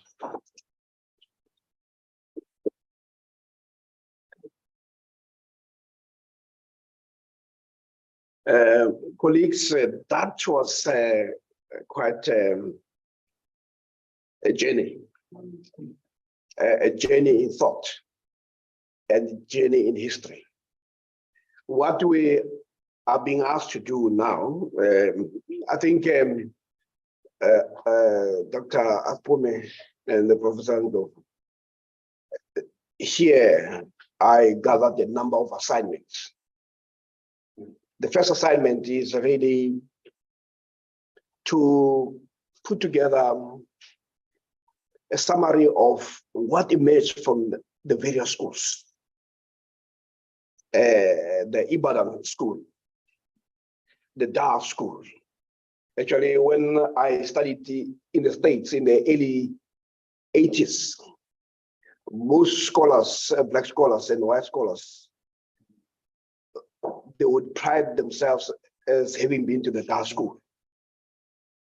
And then what is it that came out of the Frankfurt school? So what we are trying to achieve here it's an ambitious project where we try to get a sense of the problematics and the logic that informed those problematics. And one of the questions Sabelo was doing, I was speaking to, asking Bani Pichan and Gondo, all the first vice chancellors post 1994, to asking them the question, what happened to intellectualism in South Africa? Because before the 1994, there was a lot of clarity around the philosophy of education. And strangely, the person who gave a response to that was Colin Bundy, when he was asked to reflect on what happened to thinking in South Africa post 1994. And the paper that he wrote was called Global Trends and Local Options. My critique of that paper was that here you have a leftist scholar who writes about South Africa and changes. And it's a very good paper that looks at what I call the 3 M's that impeded and destroyed that level of intellectualism. And one of the M's was really the democratization of higher education. The second one was the massification of higher education globally. And the third one was, I'll think about it was the democratization, massification. I'll later when we have a discussion, I'll talk about the other M. But we then moved and suspended the type of discussions that we had in terms of our imagination. Remember, before that, there was also people's education. All that disappeared. And actually, the third M is managerial. The point that you were raising, where universities were now seen as places where vice chancellors became CEOs, where we started having timesheets and all other form of sheets, where the language of business became the language of the universities. And even today, you have some vice chancellors who are called CEOs, but that sort of indicates how we moved from what a university was. But you've taken us through that journey. What would be required of us is first to understand those moments which are called moments of heightened consciousness, to saying, can we take what you call it, experiments in thought in terms of what should be and what is possible. And this, again, I must say, would be, colleagues, would be the most difficult part for this week. It requires you to stretch and pull up your bootstraps on thinking capacities, that in terms of what it's about. What it meant for me was also the issue of assignments that I'll be putting for colleagues to undertake. With that, can we have a break and we can move forward? The break is about 30 minutes, slightly more than 30 minutes. Thank you very much.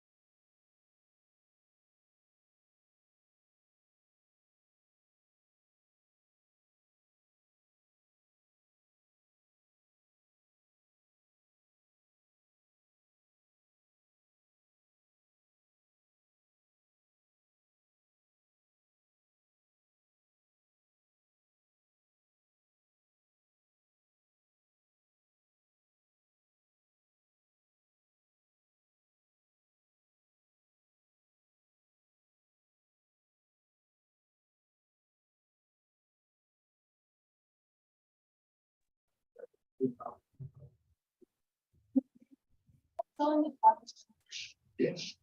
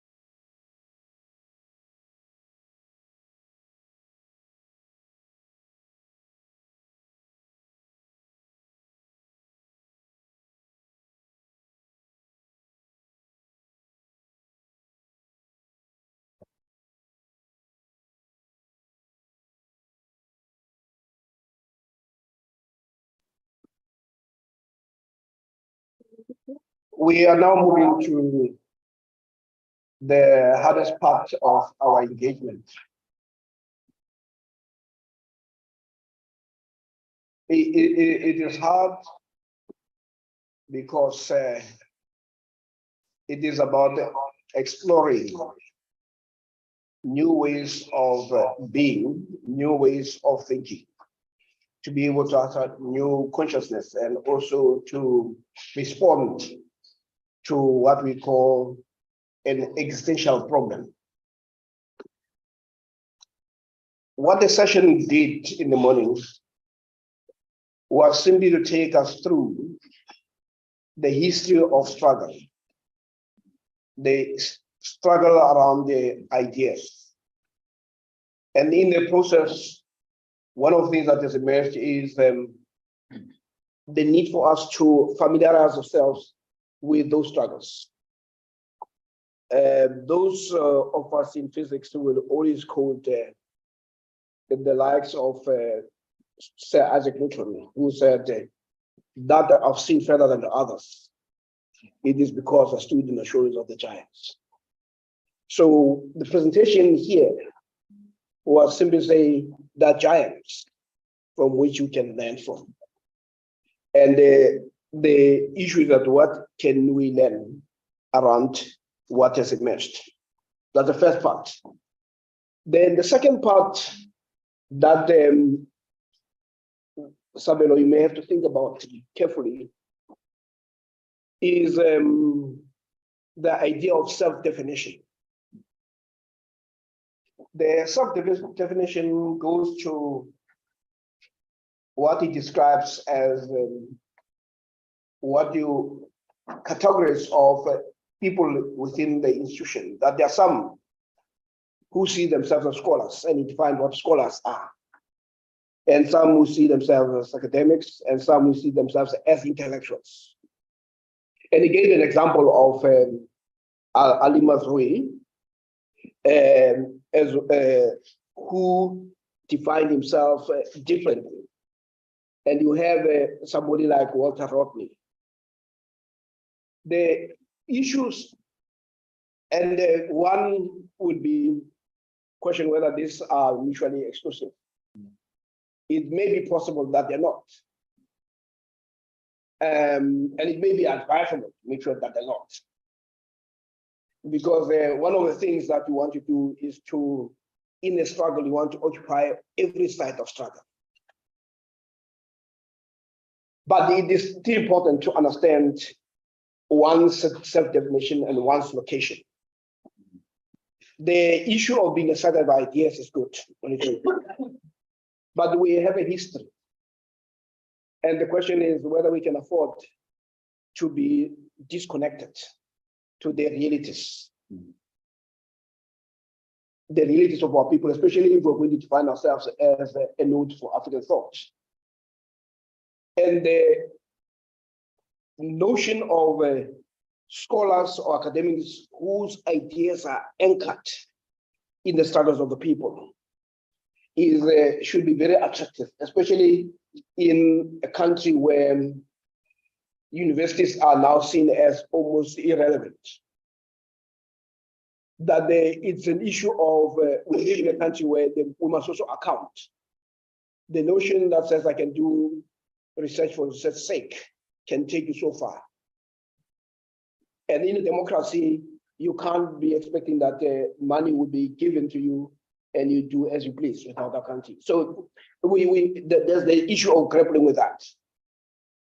There are also seminar texts that were referred to, which all of us should actually read. The speeches, for instance, by Kwame Nkrumah on the African genius, the speech around African Renaissance, capturing the Harlem Renaissance. You know, there are all these things that we need to grapple with. And there's also an assignment which I think we need to identify people to do it for us, is to look at the schools of thought that existed, to say what is it that can be learned from those. What was the problematic and what was the logic. And what were, in doing so, then you ask the question, the 3 A's that I said every time you go to a doctor, you must ask whether the doctor gives you the right prescription. What is it about the problematic and the logic that informs it? One of the things that Professor Ndugajini was also saying is also your approach to that information. Professor Shokani here comes from an area where there's notion of sympathy and empathy. And you indicated that our approach must be empathetic, in a sense that we must understand the problematic within the context in which it was constructed or crafted. So that for me would be an immediate assignment that needs to be done. We need to have one person, a few people to do that, to summarize it, to say, guys, this is how the giants, and that's how some of us teach physics. We go to Newton, we go to Galileo, we go to this, but the whole idea is to anchor. But we don't teach that for simply regurgitation. We teach that to simply saying, how does this information help us to address the issues, of the day? We know that the Newtonian mechanics enable us to fly the air like birds, to swim the seas like fish, but it has not assisted us in resolving problems of race, of colonialism, etc. But what is also important is one's location in this. Professor Kajeni was able to point out about these different of scholarships that are informed by your experience. Remember, there's the scholarship of concealment. And I think that's also when people talk about the even ratings, there's a lot that they're concealing. They are not telling you that I have this institution that produces this, and these are the resources that are given to me. So our job is to make that which is concealed visible. So it talks about the scholarship of concealment, but also there's a scholarship of revelation. And the issue here, we are engaged in a liberatory discourse. Then the other thing that he put was the issues of the theories, the importance of theorizing. One of the difficulties, I mean, you read Paul Otonji, on dependence, and also the intellectual underdevelopment of Africa as related to the economic underdevelopment. It's a very important text which is easily available, which we'll give out. It's the text that will assist us, but in a sense that they empower us to be able to move. It's about improvement, it's not about subtraction. So I thought that would be the first entry before I ask my colleagues here. Professor Ndugajeni talks about interventions. Before I ask for the intervention, but Professor Adigum, you also mentioned, I don't know how to capture your trauma, but you suggested how you are challenged. And I do like to have him to express his traumatic challenge. But the point is, we had brought Professor Ndugajeni here not to traumatize us. But something to part of the community. But having said that, can I start with you? Then I have him. And the VC, if you want to intervene, no, by the past best that you no. by I'm just making sure that my power is not taken away. Thank you very much, Chair, and good morning, colleagues. Good morning, everyone. Thank you once again, Professor Ndugajeni, for giving us another sumptuous intellectual historical feast. You are every minute enlarging the new reading list that we want. It's itself an assignment to keep up with the list that he produces. I I'm particularly impressed by when you had that the distinction, similarities between scholarship and intellectuality. The scholar is an intellectual. I like what you mentioned about intentionality, how the intellectual is intentional, how the intellectual is empathetic, and how it invites us also to be empathetic in dealing with the issues that we deal with, recognizing the specific historical moments that we are in and how we need to respond to that. I want to use it as an entry to a question, to touch on two other issues that I'm interested in. This is just a part of what I'm interested, of what I find fascinating in your presentation. So when you spoke about counterfactualization, which we do not wish to encourage, I tend to agree with you.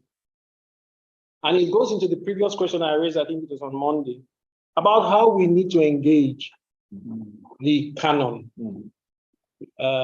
If I get you very correctly, and I agree completely, we are not engaged in the canon.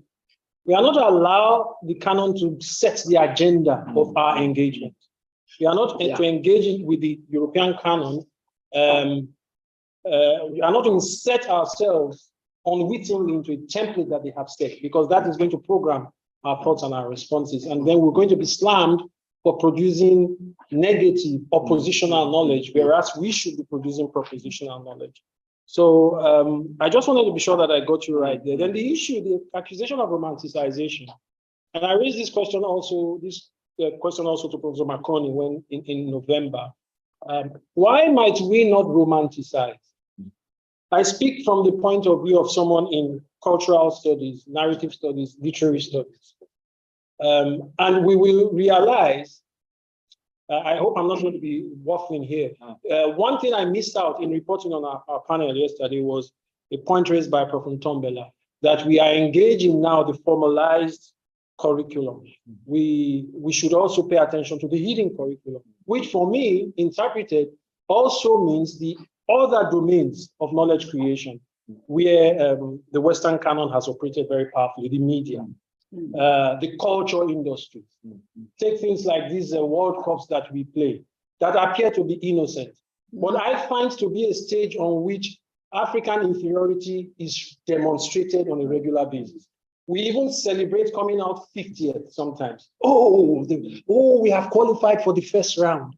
This is a competition people win on a regular. And then we have to celebrate that we qualified for the second round. We celebrate our losses.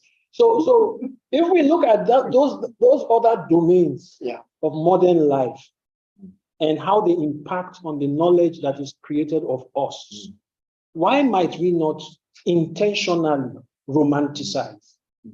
As a historian, you will agree, or I'll ask you, history is never really about facts. Jamison talks about history as a narrative. We as cultural people in narrative studies, in literary studies, we know about how even the so-called fictional narratives create history on their own. Fictional historicization. So why might we not historicize? It's never really been about facts. It's about constructing a narrative of life, a narrative that helps us to make meaning of our life, of our past, just as you have done today. In a sense, this is the narrative. You have chosen what moments to identify and link. And I have to accuse you for leaving out the 1962 African Writers Conference in Makerere, where Achebe, Ngugi, and the others played a very big part. The second time I'm accusing you, sir. There won't be a third time. So why might we not? It's a question that, I mean, even intentionally, because some of it is unintentional. So we talk about the great Kankamusa, we talk about the great kings, we talk about great Zimbabwe, I think we should, honestly, but I would like to hear your response. Okay, done. Prof. Okay. Thank you very much, Professor Ndlovu Gacheni. I'm one of your followers in the colonial struggle, and I've engaged with some of your books. Today you've given us a tenacious use of critical analysis of historical events and the impact of decolonization of knowledge. Yes, it's true. We need to understand the history of the colonization of knowledge. But I think also it's important to take note that colonial histories are highly contextual and complex. And it remains imperative for us also to understand the material and territorial positions, relationships, and their legalities, the continuing impact of those, as well as more contemporary forms of colonialism. I know you've touched briefly on the issues of dismantling the walls. You said the walls? Where today we see some manifestations in terms of political oppression, misrule, and injustice. But I wanted to approach this from a South African perspective, where I usually start with my history when I'm engaged in any subject. Also, maybe also focusing it in terms of the need of epistemic freedom. Yesterday, I had an interesting discussion with also Prof. Stein when we talk about the issue or the culture of woundedness that we see manifest in our people, in lots of things, in strife, in, you know, they say hate people, hate others. You see that thing which is there. And there's a term like Prof. Stein, then we say it's African epistemologies of healing, because we all know that South Africa is founded on the principles, maybe even the higher education knowledge that we have, which was not inclusive of the entire population. And they were funded on apartheid, which had racial discrimination and division in terms of races, which obviously it also compromised the vulnerability of knowledge. And those who read about Biko or even met him, because I know some of us were not even born. He said such practices tend to make African perpetual students whose progress should rely on the guidance of the global north. And there you see, I think for me, it still challenges us actually to challenge the disparities of knowledge, and its interpretation should be challenged to the core, especially in higher education. And I think also for the University of Zululand now, with the issue of the Node of African thought, it sort of forces us to recognize these philosophies, the discourses of decolonization, indigenization, Africanization, and also to develop theories. I know you've touched on the dramas of liberation. I mean, liberation, it also involve issues of conscientization. I think maybe that we can use in terms of in Paul presence.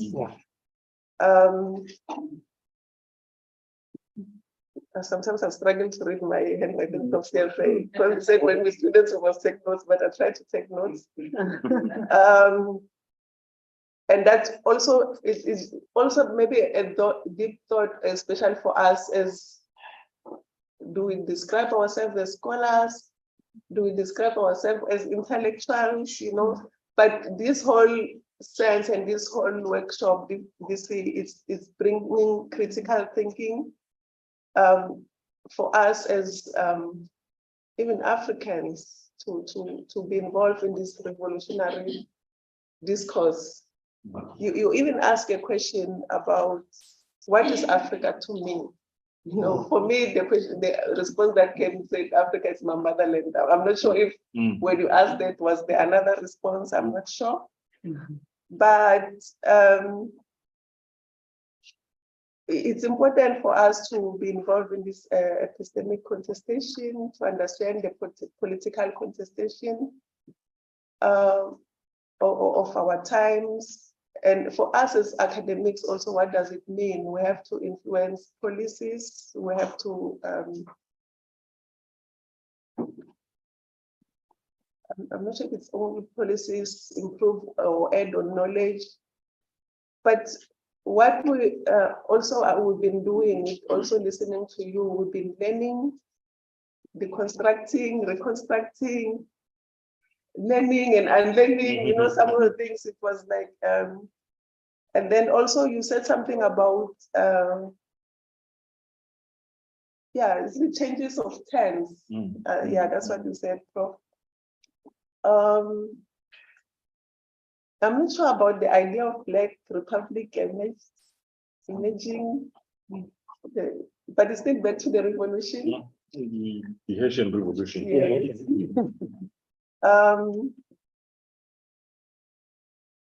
But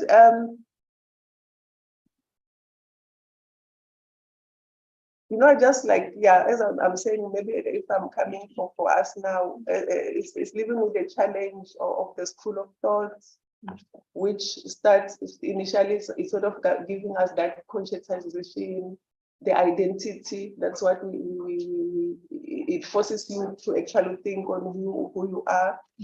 But mostly I like it for its presence, you know, for its activism, and it's opening a space to have this robust epistemic debates where we focus on radicalism.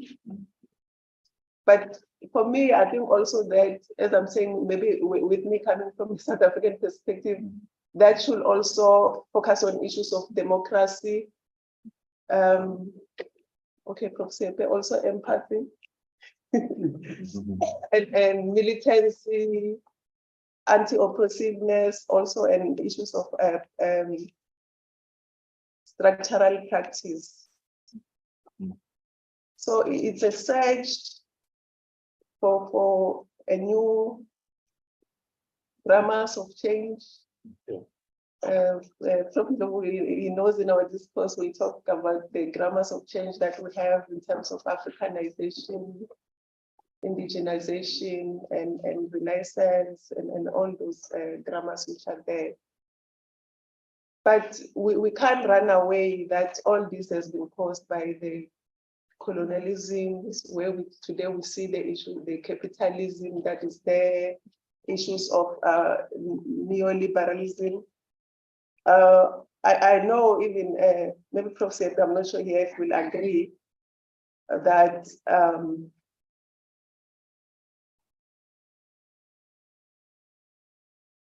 the ruling party now, it has adopted a neoliberal economic position post-1994, and people feel that they've abandoned the Freedom Charter, which sort of makes all the problems which are manifesting today. You know, even our students today are marching to the union building because of issues of finances and things like that.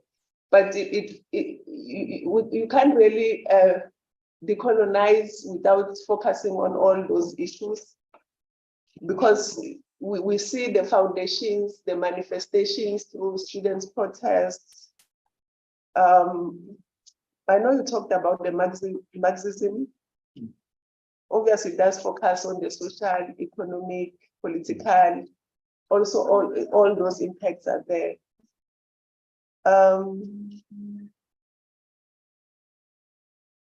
But mostly I think we have to have lessons. We're not saying, I didn't hear you saying all what has happened has been bad, but you were saying that lessons should be learned because a lot has been hidden in the history, and there should be ways on how to rediscover the things which has transpired years ago to bring new ideas and practices, and which even impact on the transformation of higher education, which can influence policies, which can also influence the knowledge that we're saying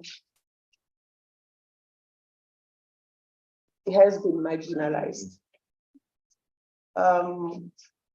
Yeah, I think I'll stop there for now. Thank you.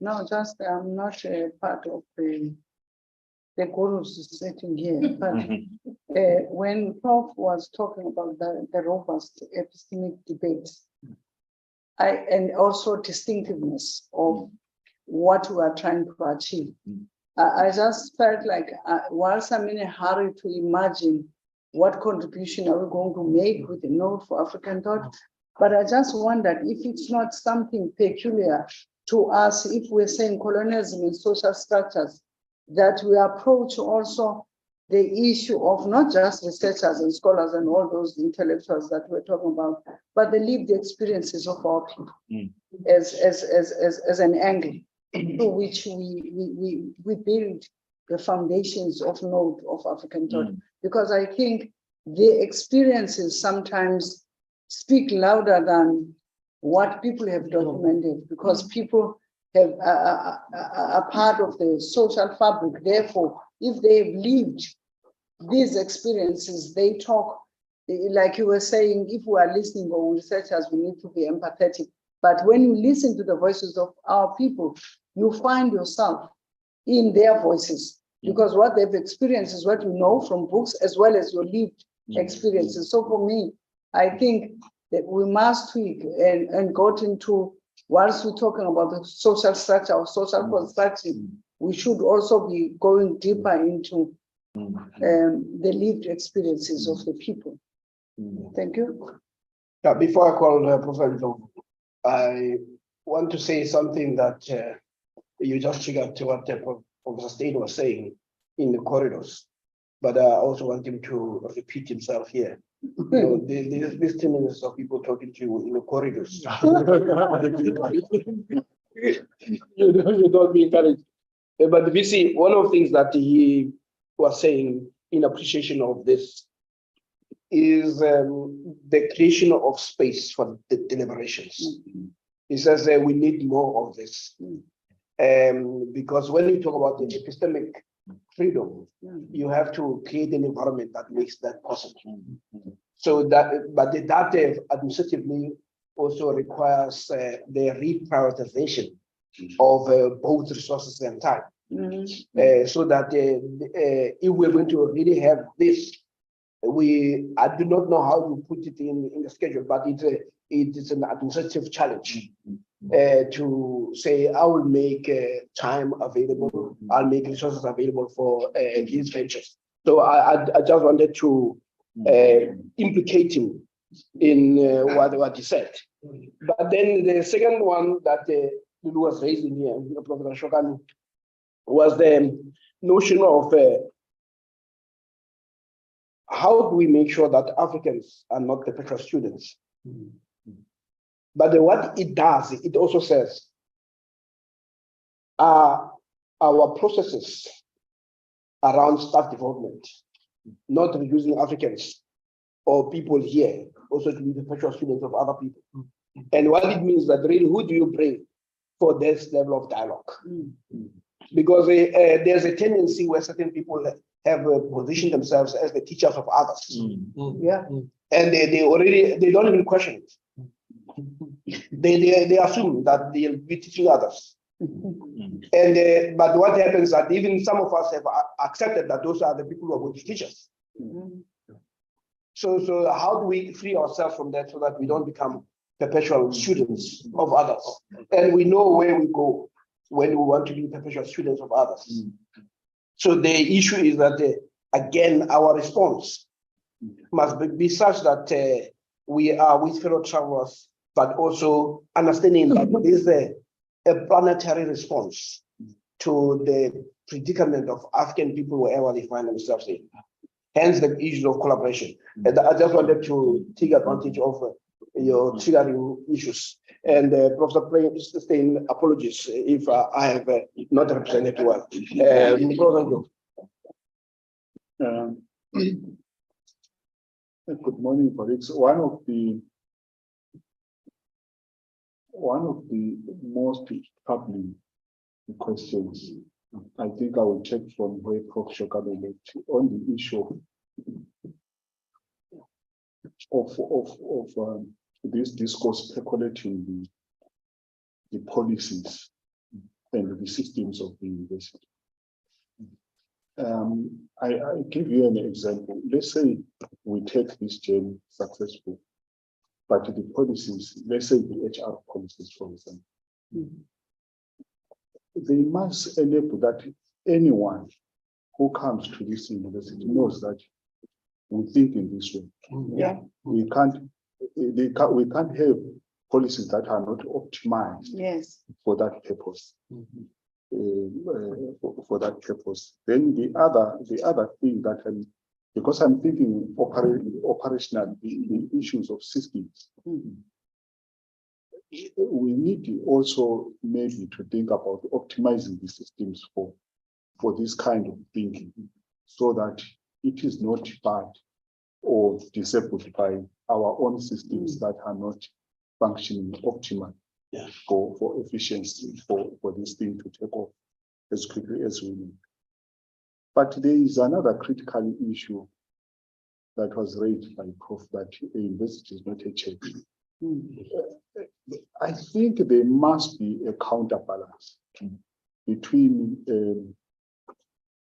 the right of choice and also, to be honest, we were not going to be here if even our previous liberation structures was people could choose to sell out and do whatever they want.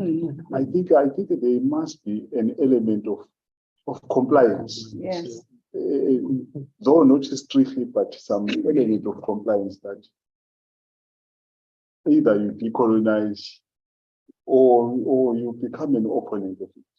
It can't be a free for all, even because identity making, let's take at home. At home, we were culturalized, we were socialized. There are don'ts and there are do's and don'ts. It's not that you can do whatever you wish. I think it must not be too open for choice, though we cannot bar someone with a different thought, but at the end of the day, there must be some control, some element of moving together towards a particular goal. Yeah, I sense a lot of suppression here, but then continue. No, but I sense a different voice.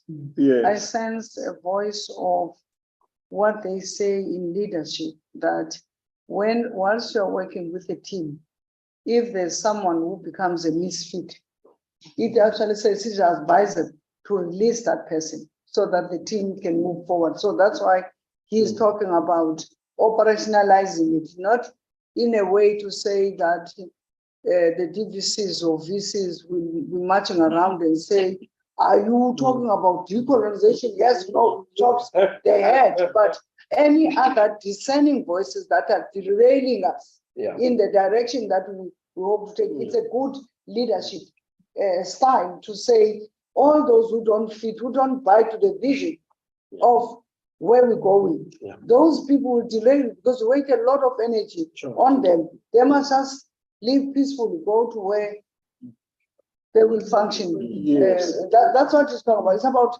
efficiency on how do we run this, because if we've got people that I don't think Morgan is opposing people that think differently, but they are not doing witchcraft or sabotaging, but they are coming to the fore.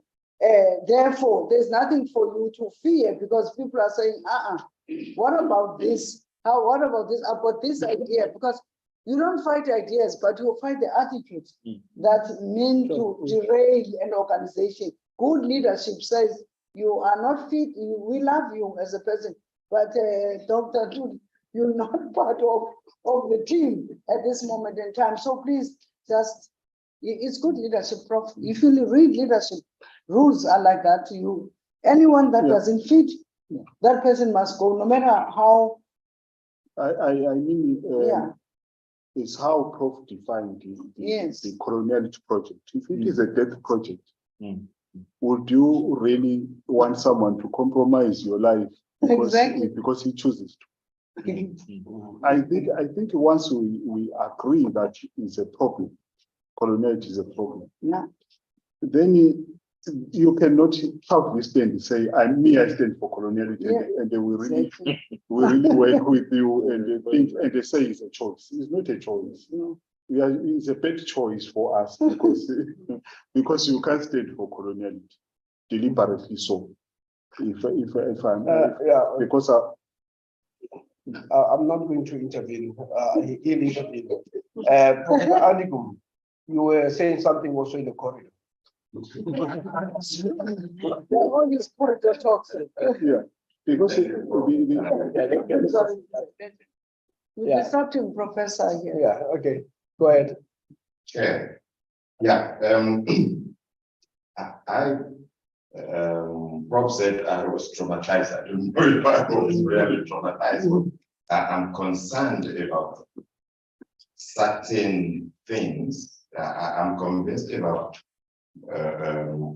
what Prof. Global Gashen is saying. So there is no doubt about that.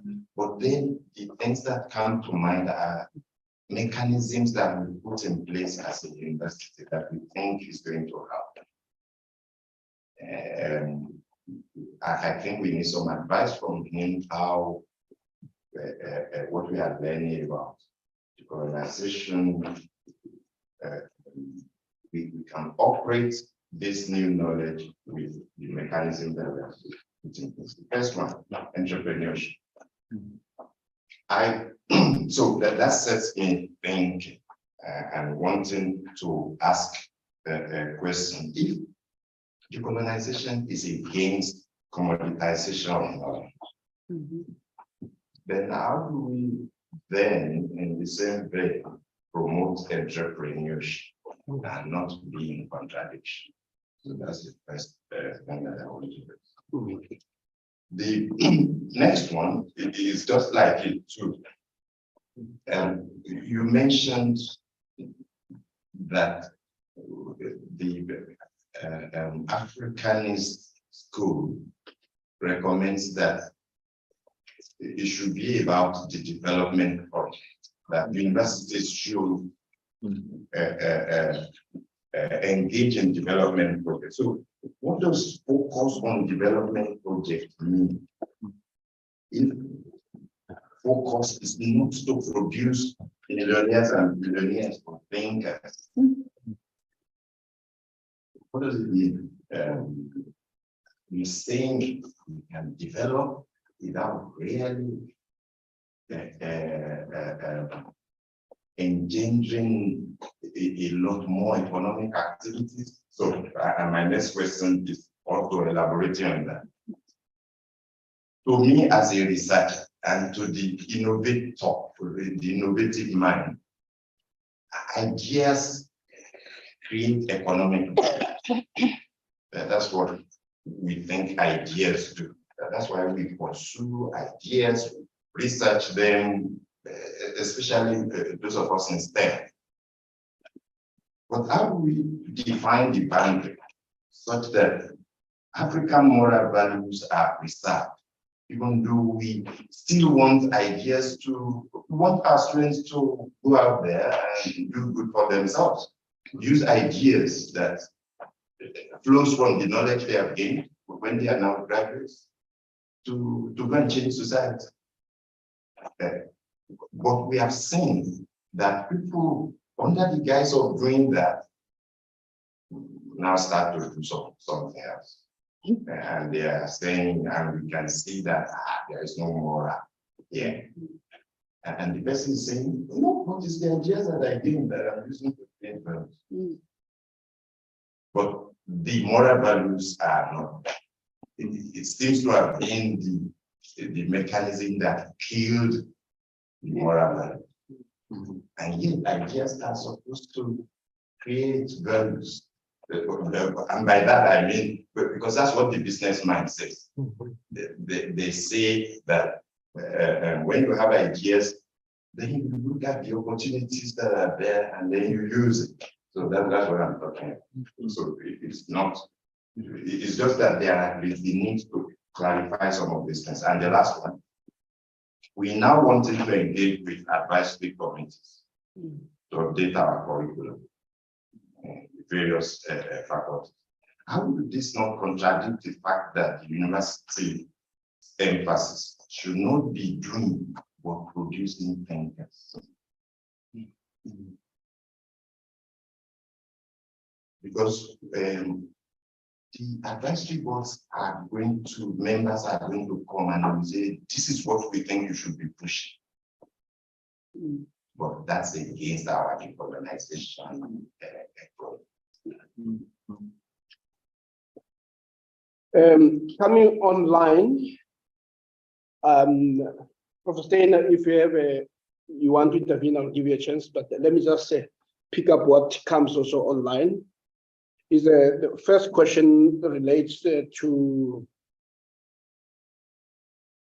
has been raised differently, but it's really around the policies that we have versus the grammar for change, you know, trying to find a symbiotic relationship there. And the second one is how do we deal with political influence, which brings policies that erode intellectual engagement for authentic learning. And then the third one is it's a request for more engagement and vocalization on student agency as we craft our position and journey into African thought. You got it? Yeah. So that is what colleagues are saying online, but I think that has, I hope I read it in a manner that's very clear. Professor Stein, I assume that you're shaking your head is in agreement of wanting to say something. I always want to say something. This is very, very meaningful. There are some cognitive dissonance in the reflection. I think the sense the need for cohesiveness and focus of energy is taking place. That everyone is saying, we know what we want to do in terms of university vision and so forth. There are these challenges in between in terms of what our government defines universities, and we are trying to change or express what is at the very core of what is needed from the coloniality as an essence. The purity of it is not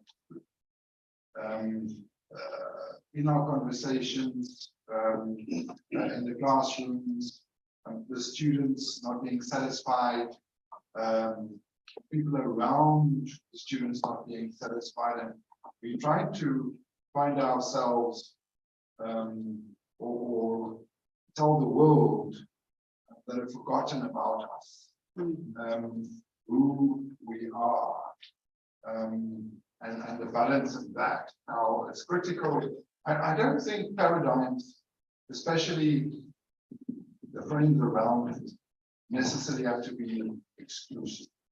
To say these values, these principles, and these ideas are mutually exclusive. I think that the university can offer a business, but on the principles, the core ideas of decoloniality. You can still reflect who we are as Africans from a decolonial perspective without taking business away. It's the core values, discussions, reflections in it that needs to be refined, just a bit of understanding around it. What is important?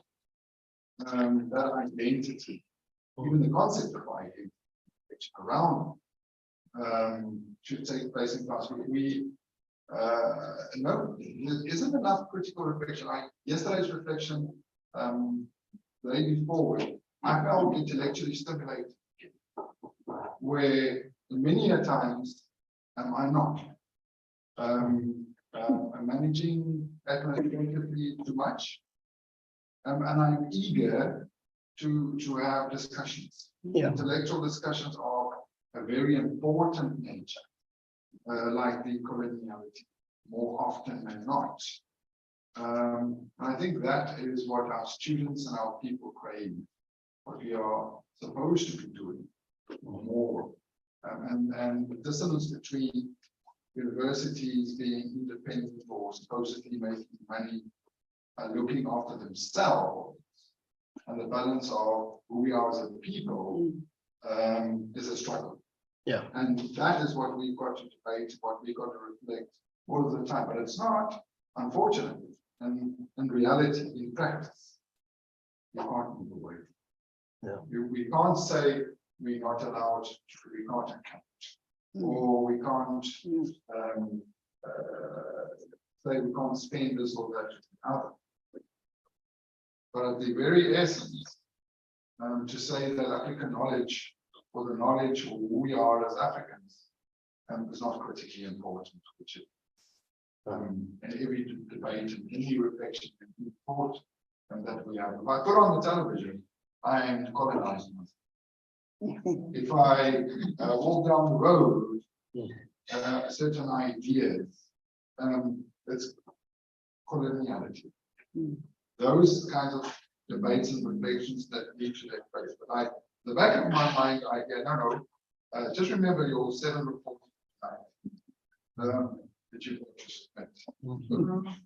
just balance. I'm just being honest, saying, okay, but human behavior, we behave in a certain way, especially when you're under pressure, in the same way because you feel safe, because of your sense of mortality, the things that you do. A lot of us drive the same route home every day because it's things that we do before, back to back.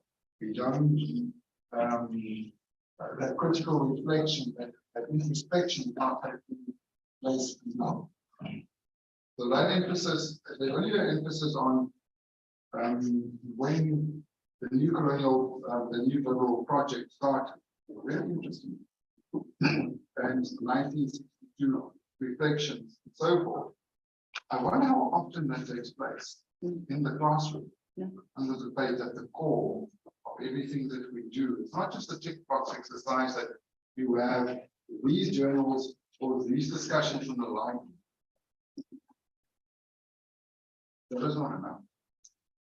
In reference, that's what academics do. They will now put it in the libraries and go read it.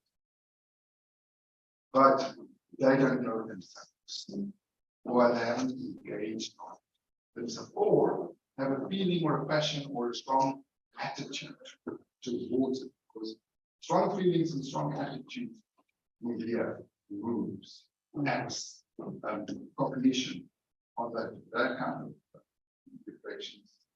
So, but I know Professor Bokachi's discussions are the conceptualizations, the operationalizations I find very and new ideas and reminders of that. Critical reflections, I find it very, very important and very meaningful. I don't agree on all of them, obviously, on certain operationalizations, but most of it, certainly, and moving in that direction. Yeah. Thank you. Lecture now. Professor Gili, was your shaking of the head trying to get my attention? I was not exactly pro, but I was actually agreeing to what Prof. Stein is saying, to say stop the ideas that Prof. Bokachi has shared us on what we can look at. We are talking about the colleagues exchange is something that we see that is doable, and we are in agreement with the challenges, the way to start, but then the conversations also that we are having in our breakaway session, it is also enlightening us as to what is it that we need to do, what way can we start. So yes, we are for it. Yeah, I have an answer about the way we start. Okay, thank you. It's here. We start here. But my own answer is we have started. Yeah. Yeah, I think we need to wake up and say we have started. We're not looking up, but now we are saying, how do we move forward? yeah. Right? But we have started. So I needed to pronounce that as a vice chancellor in case. Yeah, I think when we go to the breakaway sessions, that provides us with an avenue. I mean, we're not saying there'll be answers. This is not something that you're going to get off the shelf and say, here's the answer. That's why we call it a struggle. And the theories are going to be imagined, and they're going to be informed by the deliberations and the realities. And the realities may also differ from one subject to another, and one discipline to another, you know. But what we must also respond to beyond the accounting to, say, government, we actually need to account to our people.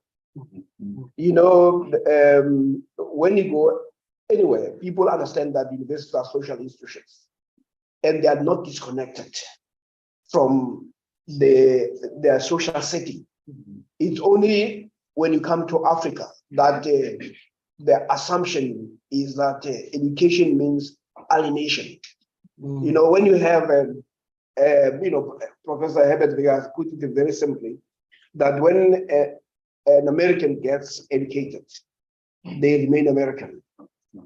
When the Europeans get educated, they remain European. When the Japanese get educated, they remain. But when an African gets educated, he either get Europeanized or Americanized, because we have not produced or created institutions that are extensions, that are really social institutions, where there is that accountability beyond simply what we deal with. But at the same time, the issues that Professor Stein is also raising, that Professor Jean is raising, is the issue of how do you practicalize, especially in terms of prioritization, in terms of administrative burden and all that, you know, because without creating these spaces, which are far in between, we will not be able to move forward. That's why some of these things we must also invest. When people are very serious about something, they invest the resources to it. When this guy says, I mean, I don't know how many of you, there's actually a very new movie called Oppenheimer. I'm a movie fundi. You check it about the making of the bomb, but I think I'm also driven more by the science and physics of it. But if you watch that, how money is actually put, you say, here's a project. You look at even the going to the moon, when JFK Kennedy said no. The guys in Russia put Sputnik in space, which was just a small satellite, small, size of a rugby ball. But they said they will do better, we'll put the man on the moon. But immediately after they had decided that, they say, what type of resources must be marshaled? How do we make this possible? So we must also be thinking about what does this mean in terms of the practicalization of an idea where we're actually going. You know, I mean, you talk about the optimization of policies, systems, etc. These are things that, but as I say, the idea is also to problem pose, raise the issues, because it is in the raising of issues that you can find also a possibility. Where what Professor Ngugajini was doing was just taking us through a historical lens, but also to indicate that as we move forward, we must also understand that there have been attempts, and we need to improve on those attempts, both conceptually and even in terms of moments. Professor. Thank you, Prof. Seeley. There's one issue and one comparative advantage that we haven't spoken about in this last 3 days, and which I think is our biggest advantage. And that is that we know the Western system, that we understand the Western knowledge, etc. We've already been scholar in that. Yeah. And now it is so much easier it would have been a very difficult process if we had to bring our people, our knowledge, our ideas, our ideologies without knowing the Western world. Yeah. But now we know it, and we know the limitations, and we know the problems, and we know where it's failing and what we can improve in terms of that. And it's quite interesting that after COVID, there's a total change in the whole world in terms of what the world wants from the economy, from what. Suddenly, this whole drive for money and maximum profits, etc., seems to have changed after COVID, where family life, etc., is more valued. Things that we as Africa and Africans really understand is very important. The whole concept of sharing instead of individualization and maximization. And suddenly the world, whenever you look at a program on television or wherever, there's a whole cry out to become more caring, which is one of the strongholds of every African person. And therefore, having the knowledge of the system that is imposed on them is a big advantage. What we know, nobody else knows. So that is our absolute advantage. Now, past the concept of comparative advantage. Comparative advantage says you know something just better than another person. They know nothing better and our knowledge. So this is we have this big advantage of just getting into this and stimulating our young people. Prof. Stein yesterday mentioned something all the time that he says, in this audience, people doubt themselves, doubt their knowledge, and unsure. And I don't understand that. I don't understand how you can have all the African knowledge as well as all the Western knowledge and still think you're not superior. You are superior because you have a double knowledge system that the rest of the world is not. But it's very clear that the Western morals, values, ethics, and knowledge systems are collapsing. And this is the best, there's never better time, to bring what we have on the table and not develop it, just made it known because it's already there. Yeah, I think we just described what we mean by coloniality of knowledge. So I'm going to do it this way. We'll have opportunities to speak in the rooms, that breakout rooms, but Steph and yourself and the Professor Jenny in that order. And brief one. Thank you, Professor Jenny. I'm also a historian like you, and I've learned so many things from your lecture. You said for us to win the battle, or for us to win this battle, we must start from where we are and move to the world. That's very great and exciting. But let me go back a little bit as a historian. When I read the history books, I don't see the name of Pixley Garissa amongst the forerunners in Africanism. Yet, most of the pioneers of Pan-Africanism quoted his speech delivered in 1906 in the University of Colombo, where he was a student, titled The Regeneration of Africa. So please assist me to assist my department, because this is part of our curriculum. Why this exclusion? Is he not the unsung hero in this regard. Because they all pointed in. They made the reference to his speech that he delivered there as early as 1906. But when we talk about the pioneers of Pan-Africanism, I don't see his name. Professor Ndlovu and Professor Ndlovu. Again,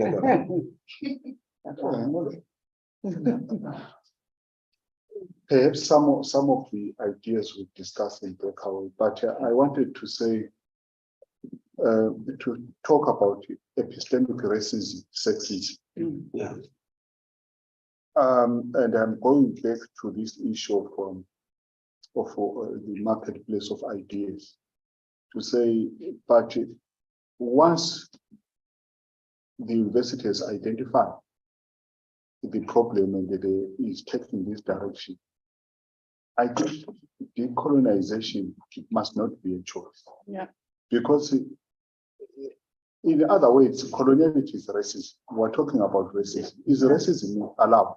Yeah. Is it a choice? No. Can you choose to teach racism? Yeah. Professor Ndlovu, I think you made your point there, and the BC has made that point very clear too. That you can go so far and no further. Professor Shosha, then we get there's a pressing issue that she wants to say. Okay, just one thing, Prof. For me, when we talk about the history of decolonization of knowledge, I think it's two pertinent questions which comes actually with history, maybe also to my colleague, Dr. Ndlovu. With history, it's very important to know that who wrote at that time when they were writing. And then also you bring it in the current situation now. Who is currently writing? Because if something is missing in history, which gap are you going to fill? Because with writing, no writing is innocent. You know, with any writing or any about writing, it's not only assembling of sources and pieces of information. It implies an agenda, and it also implies and maybe a philosophical view. This platform for the node of African thought, it opens those opportunities for that gap of that pioneer that if it's not there. For me now, I'm seeing a research agenda that is supposed to follow. Yeah. So this platform is opening those avenues. So you already have a research topic for your research. I'm on it. That's why Yeah. I'm saying. Okay, so can she need this?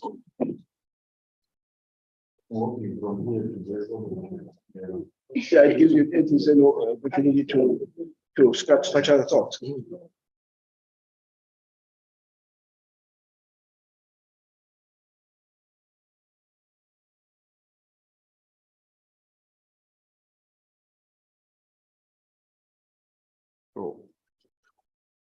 So thank you so much for the interventions. I won't do it like what Professor Cele did yesterday, to be democratic and go one by one.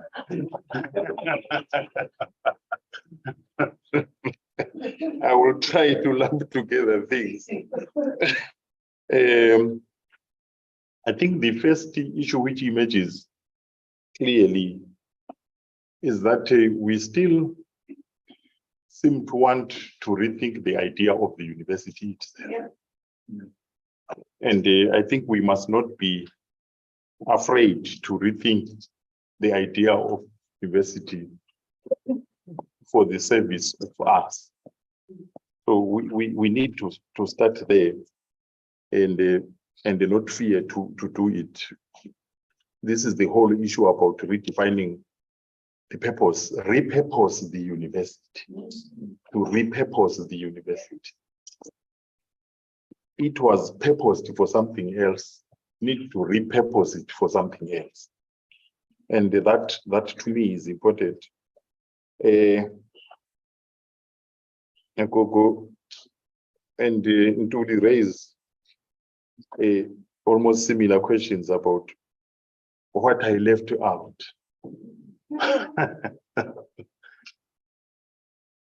Every time we do decolonial work, we are always, they don't read what we have written. They are looking for what is not there.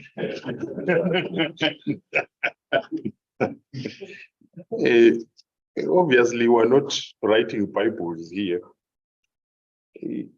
Some things will slip out, but that being said, I think it's important that I could have reflected on the 1962 Makerere conference. It's very important in that genealogy of things which I was talking about. Then you raise the issue also of maybe strategic romanticization. Now, I will put it that way, strategic romanticization. But the major problem about romanticization is you romanticize until you believe it. Once you reach that stage, you will now go in another direction. But it is just like strategic essentialism. It will be important to, we know the logic why people romanticized. Yeah. We know there was a reason. It was not senseless. I'm not saying that. Then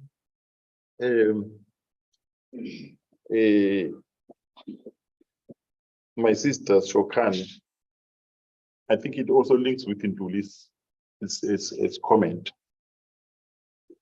I spoke about genealogies of schools, thinkers, ideas. I think the task of the Node for African Thought is also to begin home here. And the beginning home here means that you do exactly what I did for South Africa. There are traditions of thought, scholarship, which we need to understand where we were, when, and what we were thinking, what was driving us, and what is driving us now. And this will link with my colleague there on entrepreneurship. How did we come to think about entrepreneurship? The stage of entrepreneurship now, that the whole intention of society is to produce millionaires. The whole purpose is to worship capitalism rather than to critique it. I found that to be a bit problematic. It is a symptom of a time. A symptom of a time. There was a time when millionaires were not role models. They were exploiters of the people. Why are today millionaires are now role models? That you are telling students in class, you need all to be millionaires, knowing that it is impossible. Knowing that it is impossible. The issue really is, in the 60s, there were other ideas. Creating an egalitarian society, not to create millionaires. And I was sharing with you in the corridors, saying Nyerere was asked about millionaires in the 60s. And he said, a poor country like Tanzania can produce more millionaires than United States. And the people said, how come? He said, to be a millionaire is not to be hard work. Is actually to find a niche in the exploitative relations. So nowadays, if we teach that, it's a sign of a time. But if you think from a systems point of view, I will try to think about three maybe. From 1500 to 2023, we have a particular civilization. A particular civilization at the center of which is modernization and modernity. That system is in crisis. And that system is in crisis in such a way that capitalism itself is in terminal crisis. And if not in terminal crisis, is being accused of actually going to plunge the whole planet into a problem. So we need to be careful about nowadays, either people are putting what we call adjectives, Afri-capitalism. they are adding adjectives to capitalism. Capitalism is no longer critiqued. It's actually, we wish all of us to be capitalists. I'm a bit suspicious of that. I'm a bit suspicious of that idea. But I understand where it comes from. Then also, Shokani, you raise also an important concept which I like, particularly the issue of epistemologies of healing. The decolonial project at the center is always the colonial wound. The colonial wound which we wish to heal. But it looks like time only does not heal it. Time only. You can't just say it happened in the, we were enslaved in the 15th century, 16th century. Time will heal. It looks like time doesn't heal much. Anyway, people are more angrier now than before about the things which happened during that time, which shows that time does not heal. You need other interventions, and I think we need to take that seriously. And in the current discourses, we therefore talk about the epistemologies of healing from dismemberment to rememberment, and rehumanize. So there is the picking of pieces.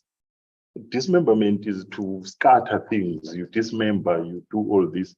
But the decolonial project is to pick the pieces and remember, rejoin and remake. And they were trying to remake ourselves in that process. Then you also raise the issue of teachers and the pupils, turning Africans into perpetual pupils. But there is also a caveat there. In terms of our work, we must be perpetual students of society. We must be perpetual students of society. We need to study it consistently. The major problem about today, instead of being perpetual students of society, we are perpetual judges of society. And I think we need to be careful about that approach of always judging. You know, you judge to such an extent that you reach a stage whereby we were in Rhodes University, I think during the Rhodes Must Fall and Fees Must Fall. One student went on the podium who was part of the Rhodes Must Fall, and she read a poem. And that poem was saying, they want us to define even the way we cry. Yeah. So if you cry decoloniality, somebody says, no, you are wrong. Cry entrepreneurship. Don't you cry decoloniality, cry entrepreneurship. This is the right cry, it doesn't make me guilty. We can't accept that. In a struggle, you don't allow your enemy to determine how you feel. Yeah. What was the other? Oh, the other issue which you raised is the issue when I raised the issue of what is Africa to me, and you said Africa is motherland. It's a question which is haunting us even today. As I said, that in Germany we have a big project called the Africa Multiple Cluster of Excellence. The idea that Africa is multiple.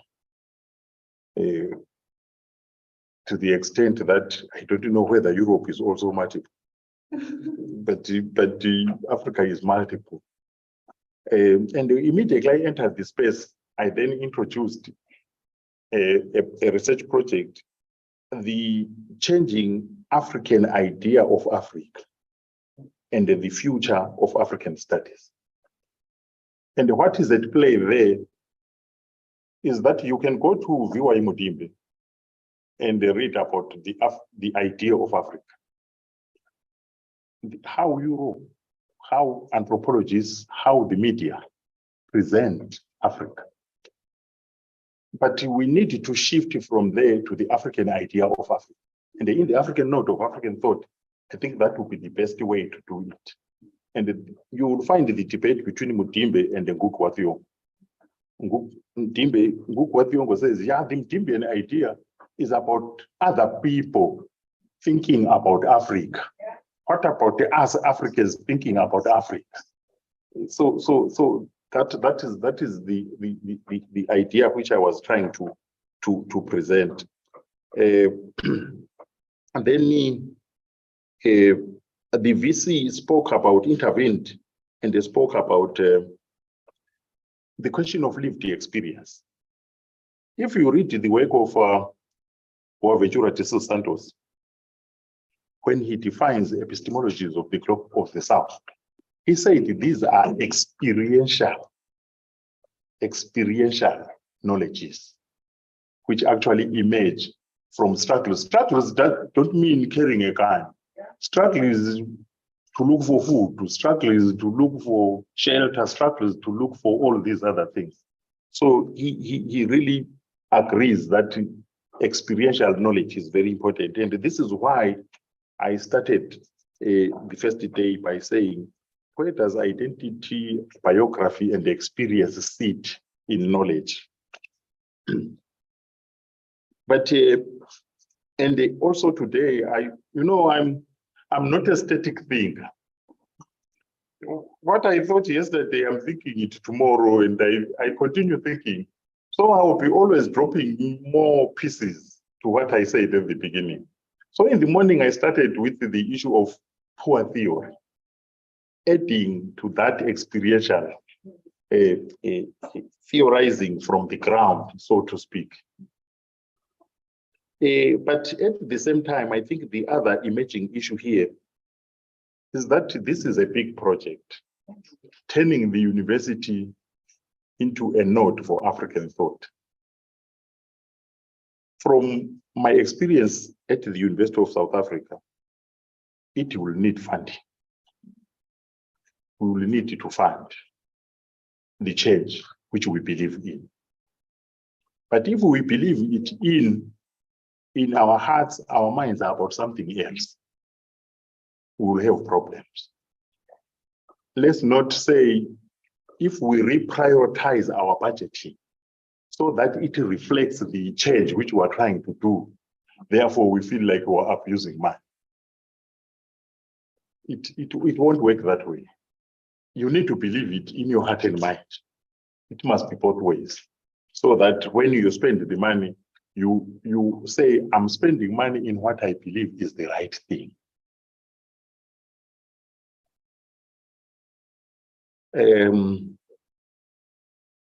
I think that was what also Morgan was speaking about in terms of policies and systems, and how enabling are they and how disabling are they.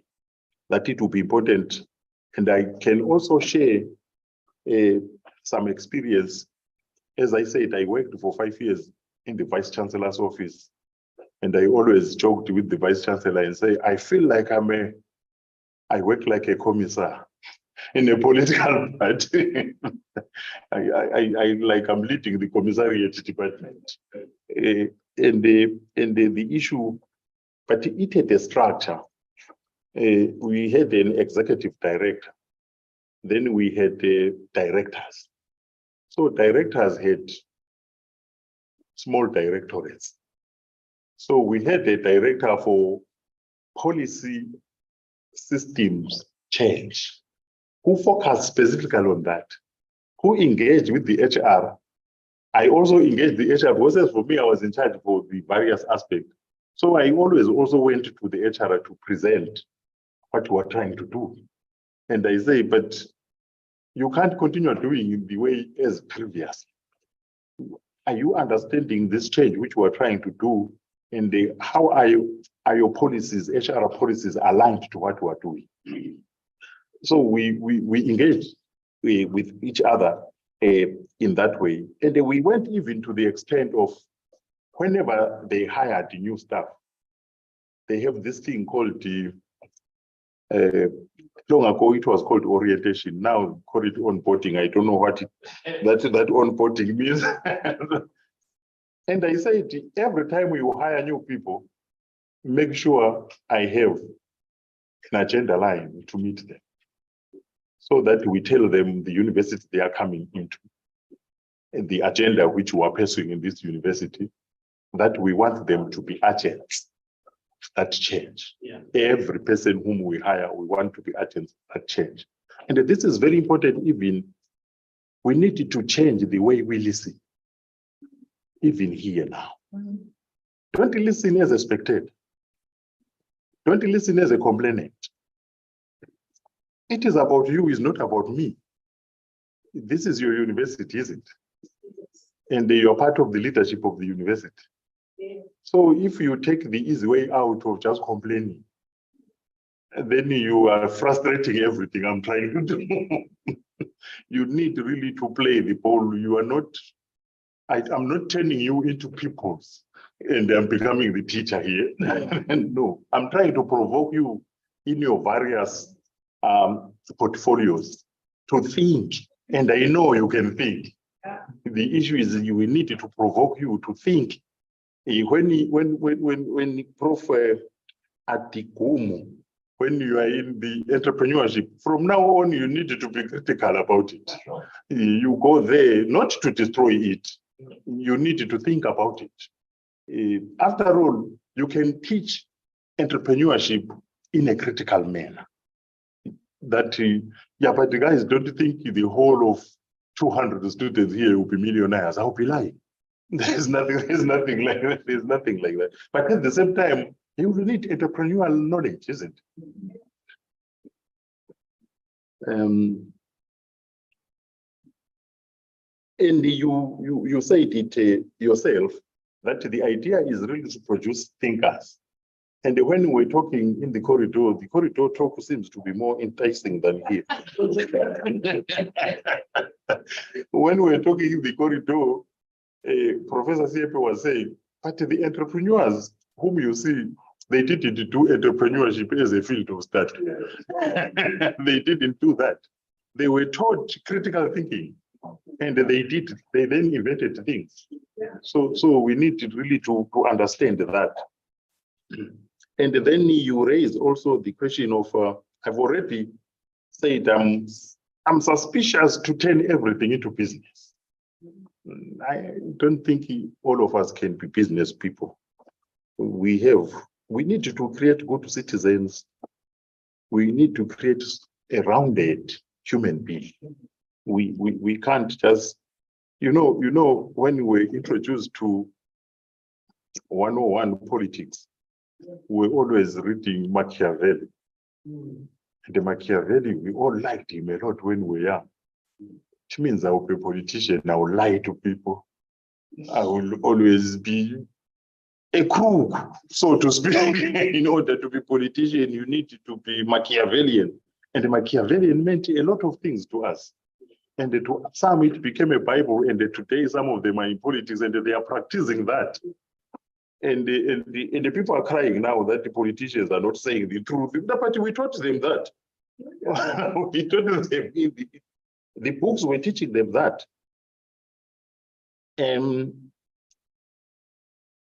Morgan was a bit worried about my idea that the university is not a church. And secondly, my critique of compliance. I don't know how to put it. I think it was Angela Davis when he was in prison, who was visited by various people of different colors, including liberals, who went to see her, and they said to her, you know what, we love you. We are not racist. This is why we come, we give you food, we give you all this. And then Angela's answer was that I don't want a non-racist. I want anti-racist. Because non-racist means you do nothing. You are just not racist, but you do nothing. But I want all of you to be anti-racist, which is actional. This is my critique of compliance. If you comply, just comply. I think it doesn't work. You need to comply really with some urgency, with some persuasion from inside. This is why I'm critical of compliance. It's just, I fear the Vice Chancellor will see me, then let me just do this and that. I always said in the corridor talk that, but our deans, they come here, they present close presentations about the changes they are doing in the faculties. They were organized into colleges. And I said, if I was a Vice Chancellor, I was going to say, Prof, yeah, stop there. Don't do anything. Then I go to Prof. CF, let's have more dialogue. Then I go to Agogo. Gogo, you can proceed. So that I evaluate. I don't want to create a lie that we're at the same level of thinking.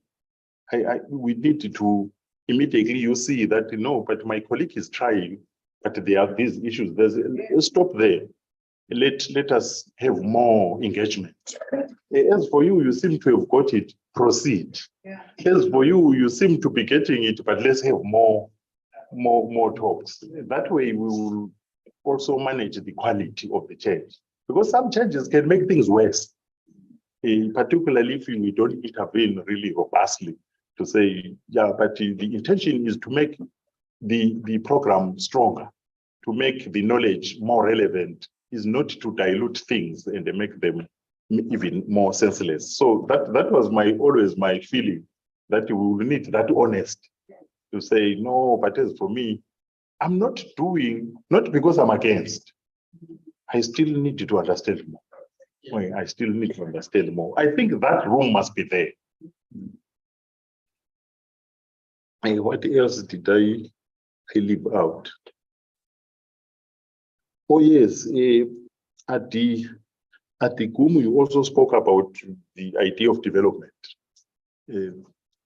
Of course, in the 60s, unlike today, in the 60s, there was how do I put it?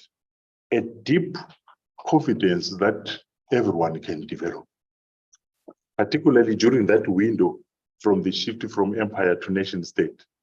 There was a strong positive vibe that it looks like our colonialists will leave us and we can actually catch up. You remember the concept of catching up. It was actually Nyerere who said, where others walked, we must run. So he thought the environment was enabling. Everyone can fly.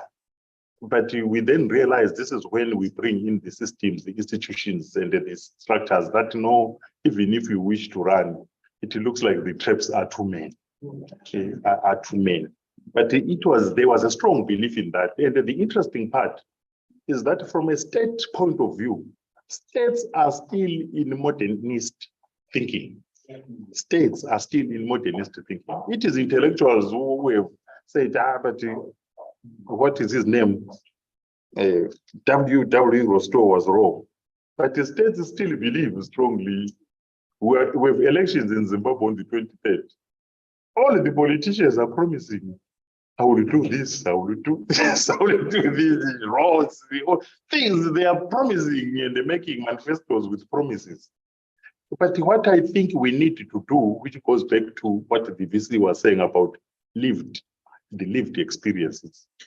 If I was a politician, I would never tell somebody I will make a road for you. I will never do that. I will just tell you, I will lead from the front. You are agents of your own development. I will lead from the front. I will mobilize the society for particular development projects. That's what Nyerere was trying to do. I always go back, I teach development in post-colonial Africa at the University of Bayreuth. I actually make students read the Arusha Declaration. That it was not implementable doesn't mean it was wrong. We will need to still check that did Nyerere do the correct diagnosis of the problems of Tanzania? But then the people who were, the bureaucracy which was running the country, was it ready to implement that? Was it capable of implementing that? The very fact that he was able to identify that this is a peasant country. The bulk of the population are peasants. Should I start with industry in such a situation? Or should I start with agricultural change? Was that a wrong diagnosis? And when he was asked about industries, he said, no, I'm not against industries. I'm saying, but where will we raise the revenue for industries? It will mean we must do the agricultural revolution, then it raises revenue, then we use that revenue to build industries. So in terms of thinking, he was right. In terms of implementation, is something else. Well, there was also from online the question of student agency. The beauty which I enjoy in the University of Bayreuth is the diversity of the students from different backgrounds. So I speak about Arusha Declaration. Somebody from Latin America takes me about another initiative. Somebody from the Caribbean tells me about the other. And we have rich discussions about, I don't take them as empty. They know where they come from. And they know what actually took place there. So they give you very interesting examples. And the only issue is, how do we democratize the classroom so that it becomes really a community of practice, where as a professor, you also open to learn from your students.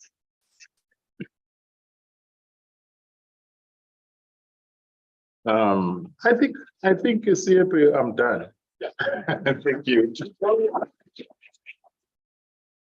Thank you, I'm not going to hold 1 minute long. We have lunch and we'll come back here at 2 o'clock. 2 o'clock. And what do you know, conference is a lot.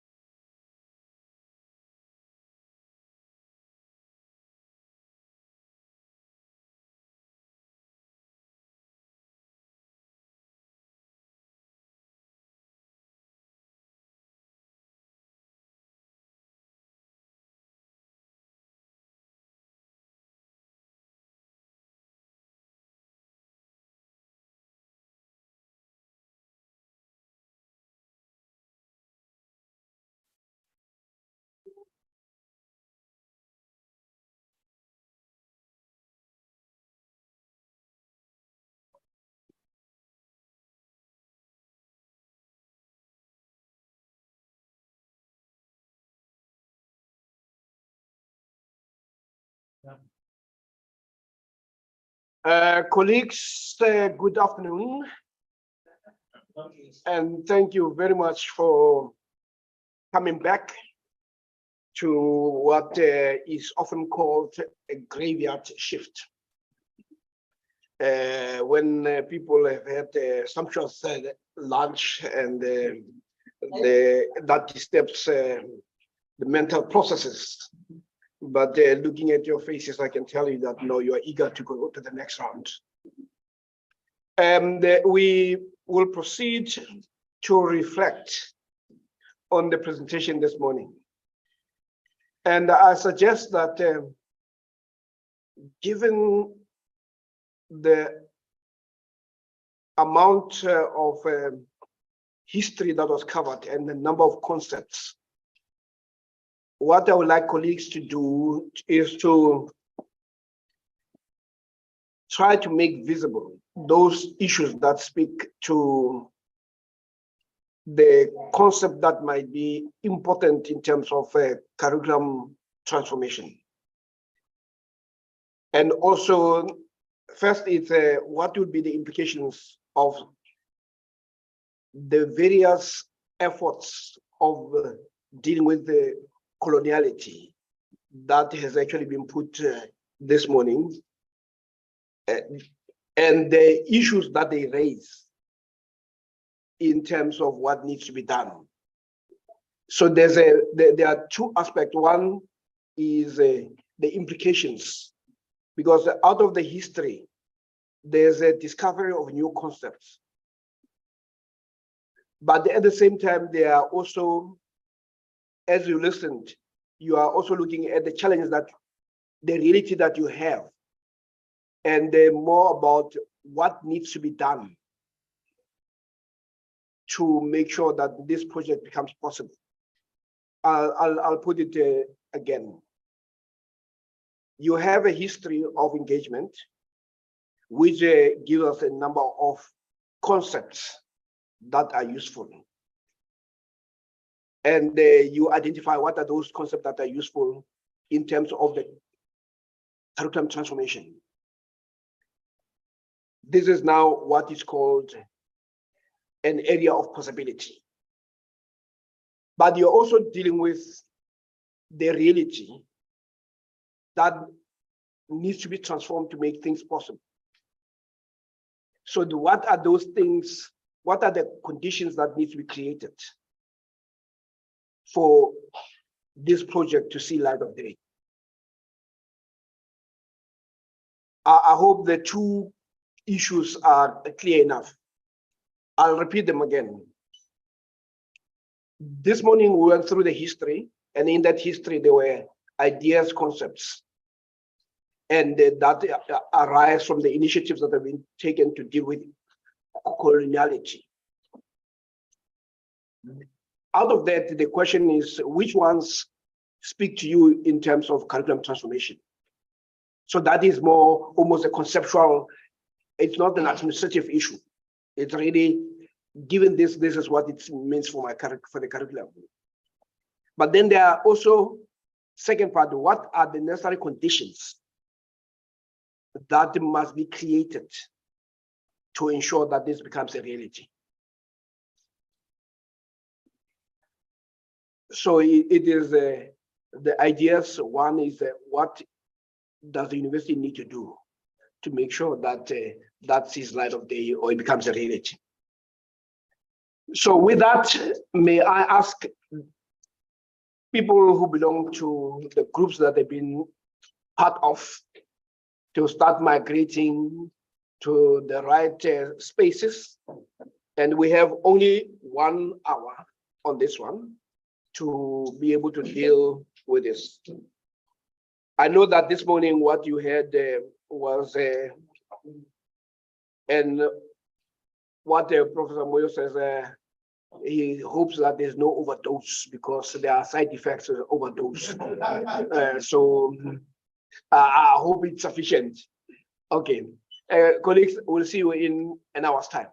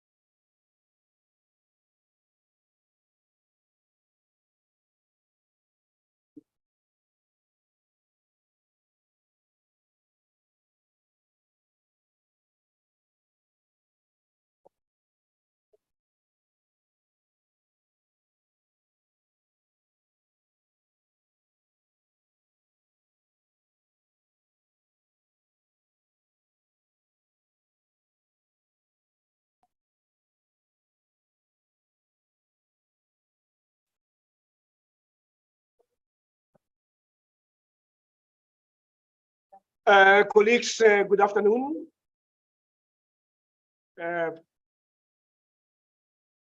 Professor Moyo, do you still remember what the question was? We debated extensively, and I know. That you debated the question, We talked around the question, yes. but do you still remember what it was? We wouldn't have talked about it if we didn't remember.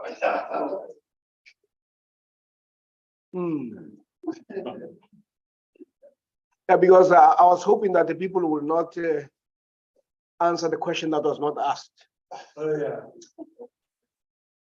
Okay, but anyway, be that as may, because there was a lot of debate, I'm going to rephrase the question differently, and then you have the scribes who understand. There are actually two questions that were asked. Yeah. And I want to link that to yesterday. And just so that there's always a train of thought. Yesterday, the submission was looking at the coloniality of knowledge. And then what we did ask was that you needed to reflect how coloniality of knowledge expresses itself in your daily practice. And also what that would mean for curriculum transformation. That was yesterday's question and deliberations. Today, we went through a journey that takes us through what Professor Ndugajeni calls decolonial terms, and which I would rephrase as heightened moments of political consciousness, where there was a form of activism in terms of dealing with coloniality, starting with the Black radical tradition up to where we are today. And you also ended up by saying all those things have had their own problems, in the sense that somehow there was a total collapse. Your job, this responsibility was to reflect on that journey and on those colonial terms, because each one gives you tools, concepts, ideas, and I wanted you to capture those that emerge as they relate to your curriculum. That is the first one. The second one is, in this decolonial project, what are the necessary conditions that must be met? And I was saying to Dr. Pume that when you talk about the necessary conditions that must be created, is one must think about having a solution in mind, or an exploration of what are the possible solutions that could work. And again, taking you back to the analogy of a medical practitioner, that if you go and see a doctor, the diagnosis or the prescription must be able to match the diagnosis. And those three A's: the appropriateness of it, and the adequacy, as well as the affordability. So with that, may I ask that the group 2, which group? You were in group 1. Yeah, now let's have group 2. Who is the rapporteur for group 2?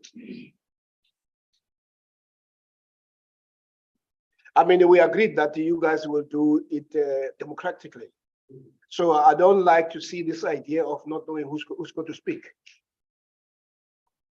But I know Professor was in there. Yeah. Well, if she was, she can speak on behalf of the group. Which is, I think the problem is we don't know which group to. The group that Dr. Kelly does not belong to.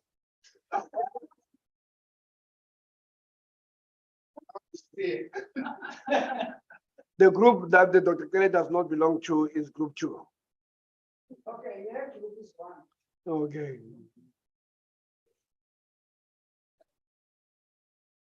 Why does she behave like she did not know that she had to present?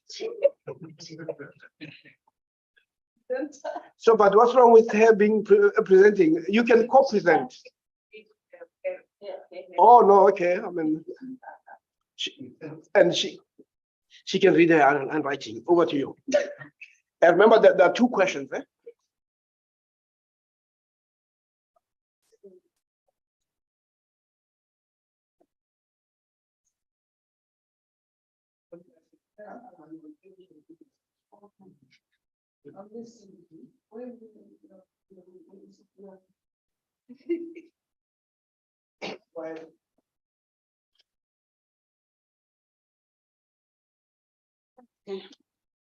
I'll try my level best to distinguish the two questions. I think that's where it's a little bit of cloud.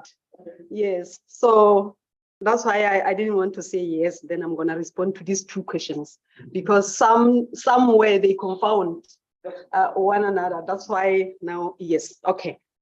The first thing that we looked at, we were trying to answer the question about the implications. So we looked at the implications of new liberal moment. So we said not a moment of expression of, it's not a moment of expression of decolonization. And then in the discussion, they said that it is because there are many challenges which are contrary to decolonization.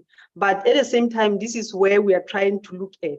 And the examples that were given were that this new liberal moment is focusing on the marketing, and one of the issues were our policies and looking at our governing party policies, and they are more on that liberal moment. And when you look at the issues, you can see the problems that we have, that those policies are not responding to the issues. Because this new liberal moment is contrary to the quality of knowledge production. The second thing that we looked at as the implication, we said that in our teaching, we should be the agents of change, where we try to conscientize people to understand the concepts, that the curriculum must talk to the immediate issues of what is happening. And the examples which were given there was that, for example, in agriculture, the curriculum should now focus into rural development, for example, because we have the problems that we are facing in the development, in the rural communities. And in our teaching also, we should be conscientized that we are the agent of change. Like when you are in a class, you should be intentional as to be an agent of change. The other thing that was raised, which now is where I was saying maybe now we were getting mixing the two, was the issue where we said that when we're looking at the curriculum, we believe that the curriculum that is going to need more thinking is the curriculum of economics, because we are agreeing that the curriculum should be transformed. When you look at the economics, we're saying that they should look at how to make the students to be economically empowered, but at the same time, not perpetuating or continuing with capitalism. The other thing was that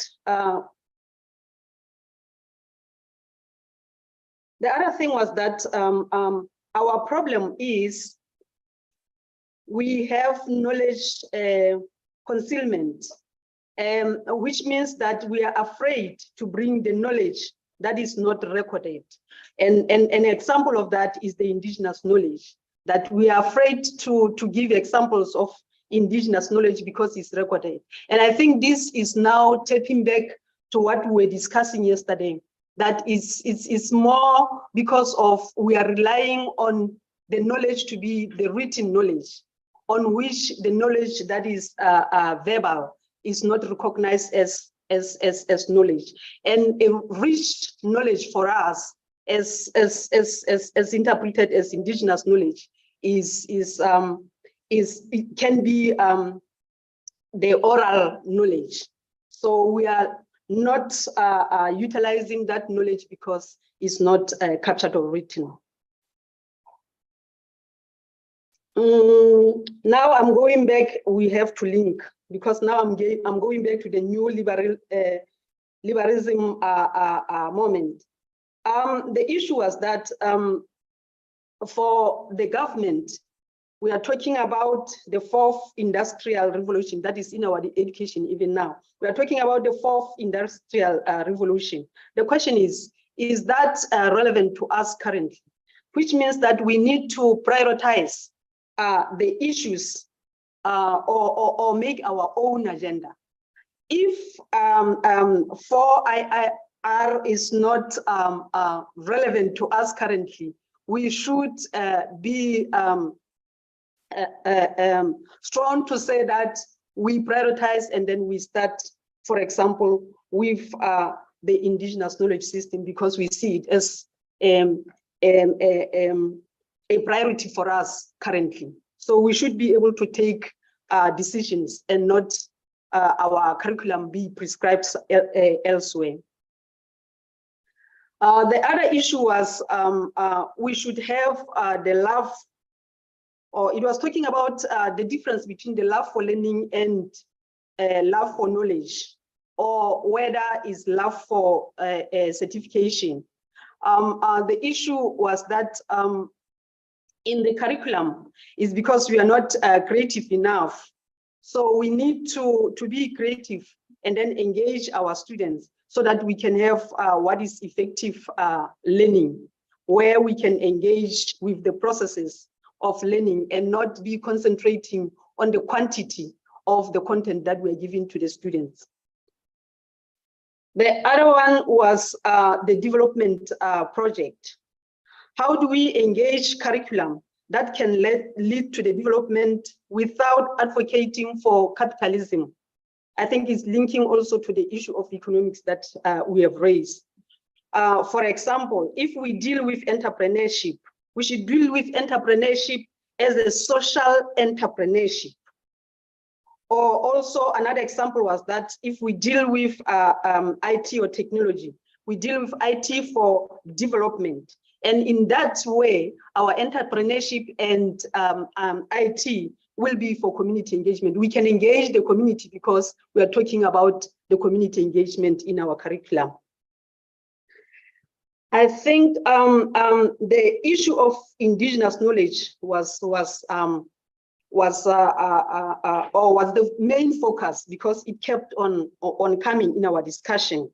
And I think I liked this example, not because it comes from where I resonate. Okay. There was a suggestion of infusing in our curriculum the knowledge from the elders, and that will help us to bring in the indigenous knowledge that we are talking about.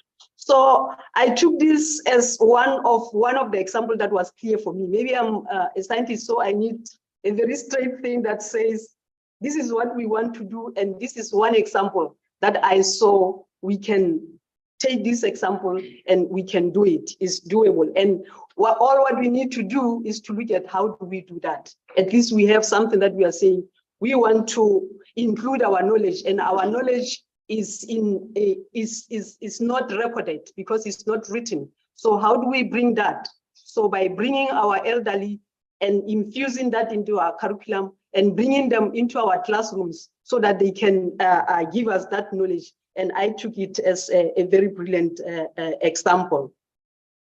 And the other issue on that was that we have enough enthusiasm, but there are some of the things that does not translate into that.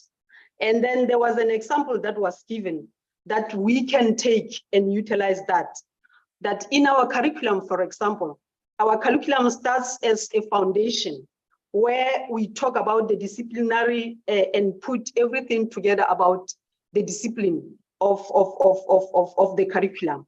And then it moves to the next level, which is a drive. That is the time now when individual disciplines can look at what angle can we relate that is common. So it moves to the next step. It's not in silos as we have been doing. When you look at this, the first step that we are calling foundation, I think that's where many of us have been doing, although we're not seeing that is foundation because we are still looking at different levels. But when you look at this, we have been captured in the foundation. We're not going to the next level. Then the third level be the enabler, how we engage into literature. We look at what literature offers. So now we are linking the foundation, we are linking what different disciplines, and then we are also linking them to the literature. So I saw also this as one of the brilliant things that we can do into our curriculum when we are trying to transform our curriculum. The other one was that our curriculum is prescriptive. Sorry, is a prescriptive.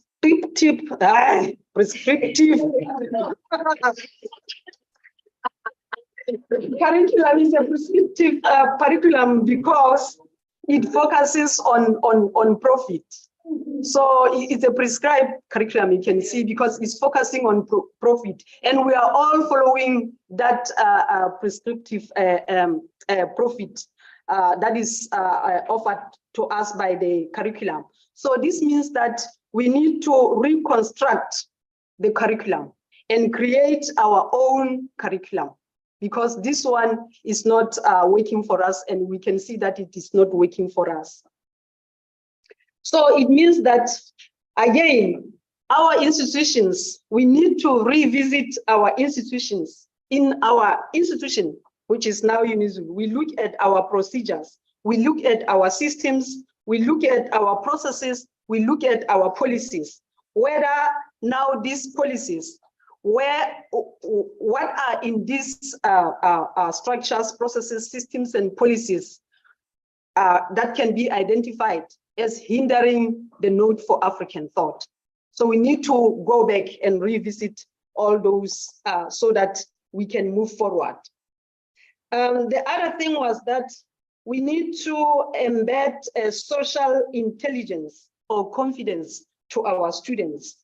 This is also to teach our students that in order to get, you also need to give.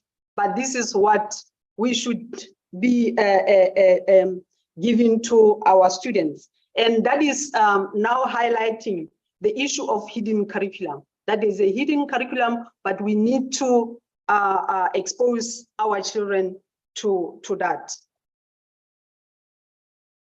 The other thing was to encourage people to be creative.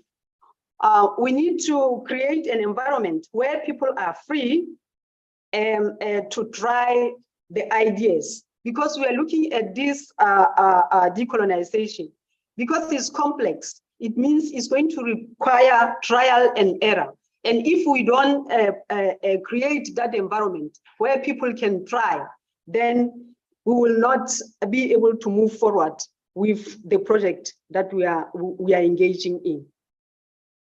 The other issue, I think this will now go back to when we are looking at our institution, that we look at other things that might enable or hinder the project.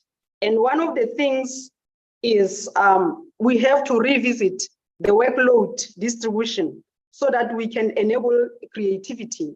Because when you look at all the issues that we are talking about on transforming the curriculum, it means even more added work. It's all a lot about and revisit our HR policies is all the same thing. Okay. Then the other thing was, in order to push our project, we need a center for a thought for African node. So we need that center, and that center is going to provide the workshops, is going to bring the people like Prof. Gajeni Ndlovu to come and help us in trying to think the way forward with our project, or trying to phrase or frame our project so that we can see our project being successful. The other thing that I missed from the social intelligence was to include the intentional social intelligence. What it was emphasizing is that we need to be more assertive. We need to be more intentional about what we want to do as the node for African thought. So we need to be very assertive and saying, this is what we're going to do, and this is what we're going to achieve. And I think that's why we are also prescribing that, we are advocating, not prescribing, advocating that there should be a center for a node for African thought. The other thing was that we are not teaching our students the reality, as we are still using the prescribed curriculum. So this means that we need to develop our curriculum.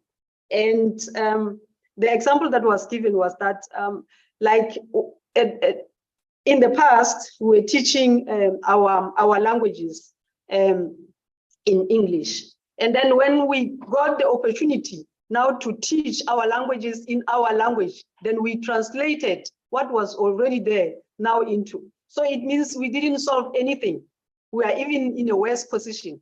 And if you, there are examples, like in these schools, when you have students that are not from South Africa, for example, if they go to a medium in these English schools, then when they had to choose the languages, they will start maybe going to our languages, and they will go for a week, and then the second week they leave because they say that we are not serious with our language. And today I could learn that is because we translated what was already prescribed into our languages, and it's not our language. So we need to do or teach our own language. And the last thing was to address the gatekeeper. I think that we discussed yesterday, and maybe I should stop here.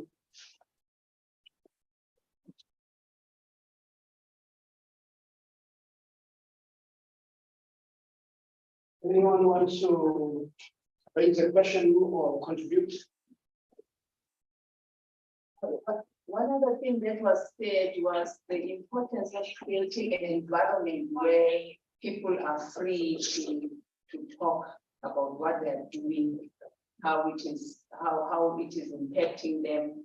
If the space to talk is created, then the cross-pollination of ideas will happen. But if people continue to work in silos in their departments, in their faculties, we don't get to hear about good practices that are happening in other faculties. So if space can be created for us from time to time to come together and say, this is what we are doing and it is working for us, as in the Bible they say, iron sharpens iron, something like that. So I think that once we are generating all these ideas, we need to qualify them. And when we say space be created by whom, because I think we are managers, then we need to qualify that and say, this is what we do. That's where I'm saying, because obviously it's not going to forever create space like this, but I think people must take ownership. The whole idea is to hand over this project, and it belongs to you, not to me. And that's one. But I also wanted to thank Prof. on the issue of the Center for Law for African Short, or whether we call it whatever. I had a question, Professor Ndlovu, to say, in the absence of that, now what do we do? Because I don't want us to be paralyzed.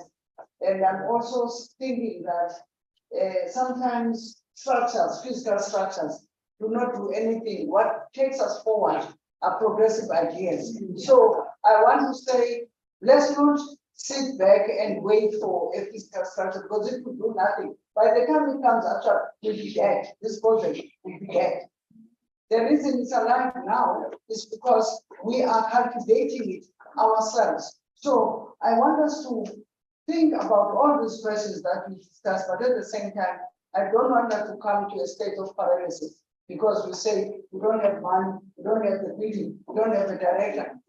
You know, once I was taught from a very young age, which is why I'm so bold to take big ideas and make them and pretend that I can do it.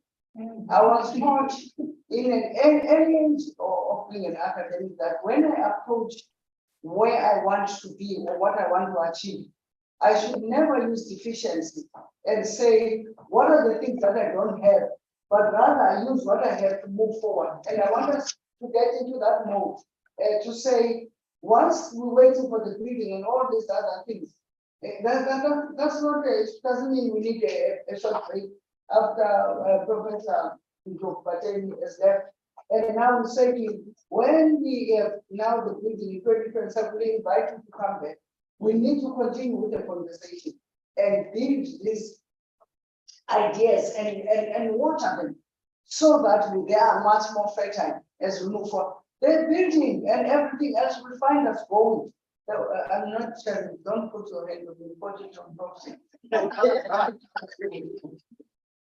You are. I'm responding to what the VC said. I think in terms of the center, we weren't talking about the physical center, but we were talking about champions, people that we think can assist us, because we are at different levels of understanding of what needs to be done. You have the champions now. Yeah. I've planted champions. I've planted the opponent, and now I've got more than them. Yeah. But that is what we're thinking about. Yes. That we need champions who are going to assist us to move forward. Yes. And make sure that the agenda doesn't get aborted. Okay. Yeah, just a quick one. It goes back to what the VC was saying about the creation of space for engagement. What is it that prevents that now? Are you so deep in on that you can't create those spaces from your position of power and influence? The VC has needed a space, despite the fact that you all. So the issue is that sometimes you empower yourself by thinking, but if you start from saying, I can do it, you are despite all, if you look at many universities, my training used to say it, you will find that the VC, this is also what was said by our international scholars, that they've never been in a situation where the VC started a conference and remains there in the conference. It's not like she does anything less than others.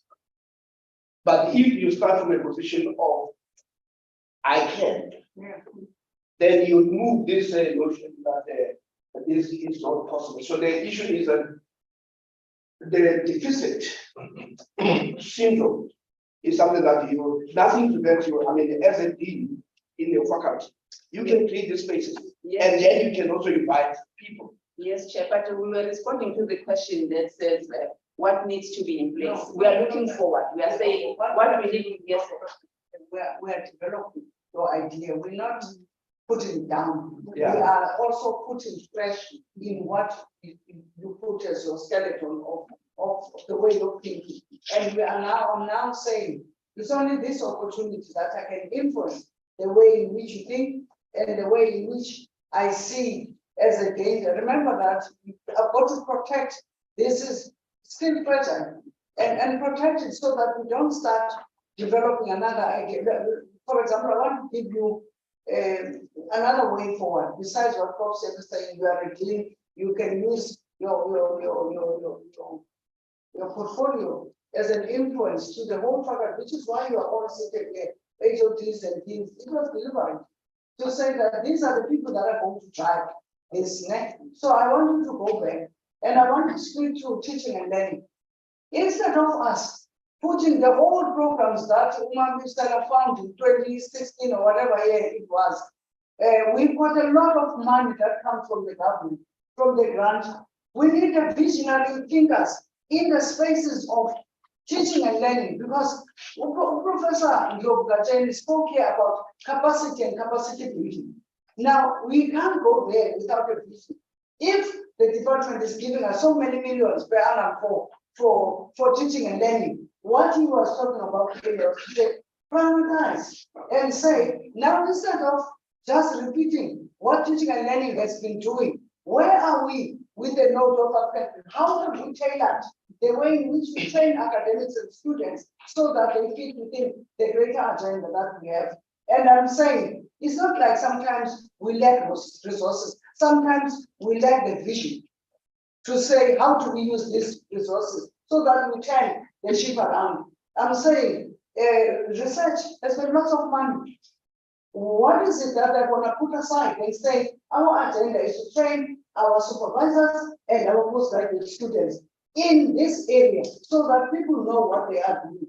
In teaching and learning, we should be saying, we can't say, where are the spaces? Teaching and learning is one space that has got a lot of money. Instead of giving the money to what is this hotel? One hotel should be reached out of what the government is trying to say. We want to change the historical disadvantaged species so that they become much more resourceful. What are we doing? We take the money to Bono Hotel and we hire cars and we buy lunch and breakfast and everything. And I'm saying we need, if we are to do this, we need to change that mentality and say, this is our baby and this is what we need to fertilize as this university. Therefore, even in the manner in which we look at resources, in the manner in which we look at our plans. So by September, I would like to see plans on the funding that we have so that we change that funding, because we can't call Rhodes University or people from Rhodes University to come and train academics here on what? Curriculum development, what is that? So we need to change the way of doing things to accommodate the agenda that we have. This is our agenda and we must service it.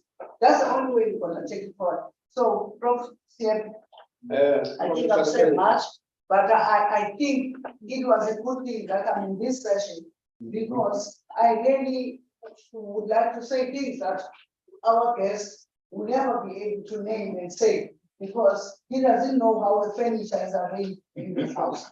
But what I'm saying is, the reason we were selected, all of you, is to actually provoke you so that you think about these things in reality outside the Vice Chancellor. And Prof. Robert, you say, I'm going to create this space for us to talk about these matters, and I'm going to showcase. I mean, things have done so well. Yeah. Even in the reports you bring, I see a silent competition, but that is not competition, but complementing one another and coming together and say, in Africa, this is what we do. And the next thing I see in another report, when you come back,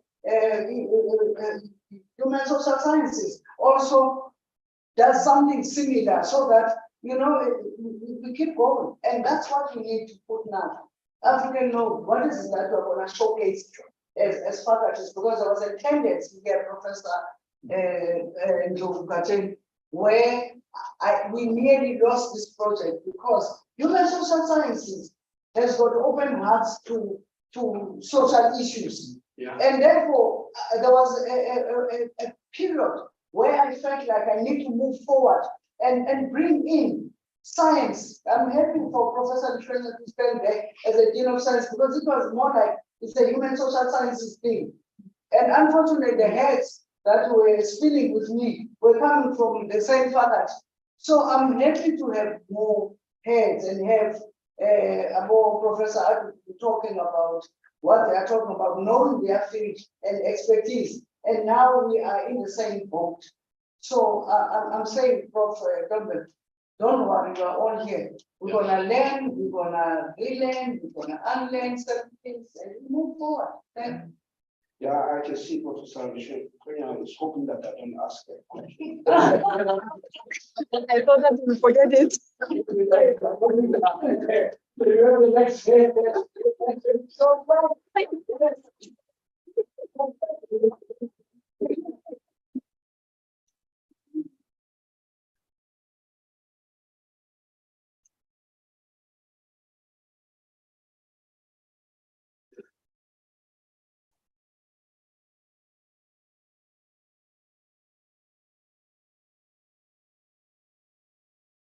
Thank you very much. I'm going to do what we did yesterday in our group. Okay. One by one, one after the other. The good thing is that today we are presenting last, and as a result, we're going to be very short. And more so that, you know, the VC has also, you know, expanded. And as she was expanding, she was taking all of the things that we're discussing here. The issue of theory, you know, was the first one to come to our group, where we're saying as a group, you know, from what he mentioned, we have a responsibility. When we go back to our faculties, we have a responsibility of trying to identify all those theories that are in our, you know, our context. Those theories who are not, where we are not going to, you know, have problems like, you know, the kite that he mentioned, which flies above our heads, and we're trying to establish what it is that, you know, it is saying. So we have a responsibility. So as researchers, as you know, practitioners in our faculties, let us go and try by all means to get the theories that are relevant to our context. The other thing was the issue of of language. You know, our language is beautiful. Our languages are beautiful. We have only, you know, 11 languages in Mzansi. And when we promote all these languages in our day-to-day teaching, it is good. You know, we are not aware how beautiful our language is. You know, our languages are. So let us promote our languages, and we must never think that our languages are inferior. You know, I think, was it the first day that we, you know, were talking, and I heard the VC saying, you know, in her home, she does not like her children to speak in English. Why is she doing that? To try and promote her own language. She will be saying, you know, when you are here, when you are home, I want you to speak in isiXhosa, and that's what they do. So if all of us can do that, well, probably, you know, it will be, you know, something that is going to benefit. We are not saying English is bad, but we are saying let us prioritize our own language. When she was saying that, it reminded me of my own daughter. She's married, she's Venda, she's married by a Tswana. But when I go to their home, their children cannot speak Chivenda, they cannot speak Setswana, they speak English. And it's pathetic. The issue of context.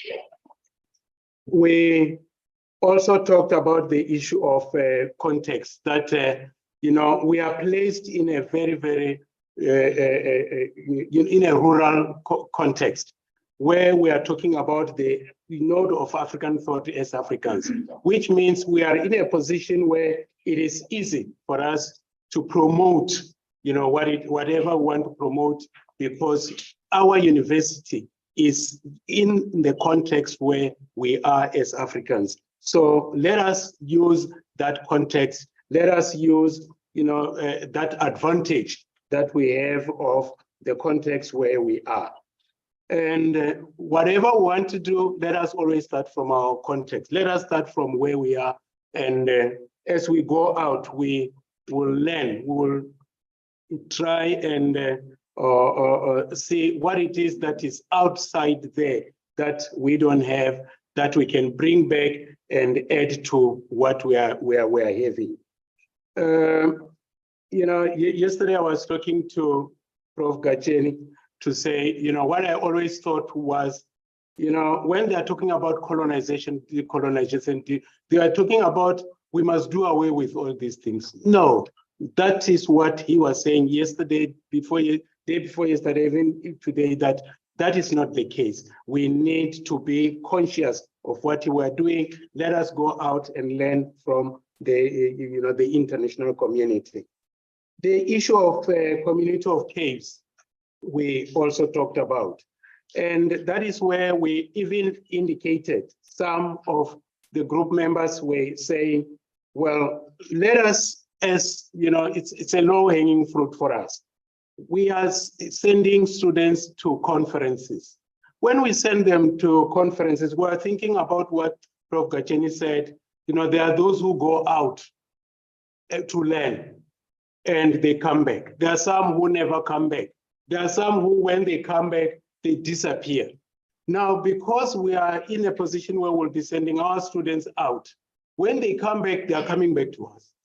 Then we are in a position to say, guys, what is it that you have learned?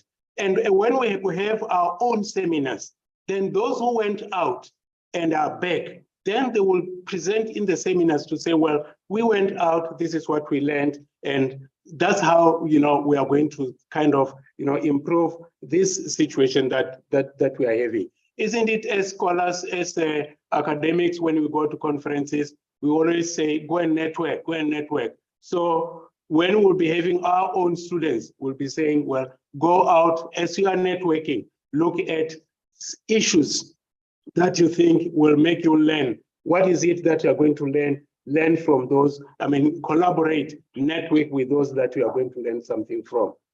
The other issue is about research, was to create clusters in different themes, which will be dealing with, the issues that are dealing with, issues that affect us as a community, as, UniZulu community, as a community who wants to define themselves as, this is how we want to define ourselves. So let us go and also, create research clusters in our different faculties. We can probably, even,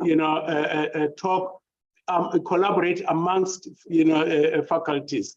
And as we are collaborating amongst faculties, what has happened in this session, where Prof was saying, the VC was saying, we have, Prof. Dithenwa, we have others from different faculties. So when we are having different clusters and different, on different themes, we'll be bringing in, people from different areas who will be coming to share. And as they share, then definitely we'll be taking our, agenda forward. We must also focus on multidisciplinary and transdisciplinary on the African thought.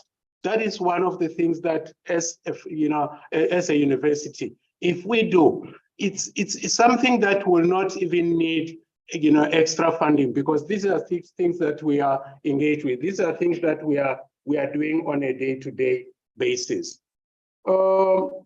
Somebody also raised the issue of compulsory module on African, studies. Probably that can, those who are dealing with the African studies, if they can have a look at it and say, what if we have this, compulsory module where all of those who are doing that, African studies, will be, engaged in. So those are some of the things that, as a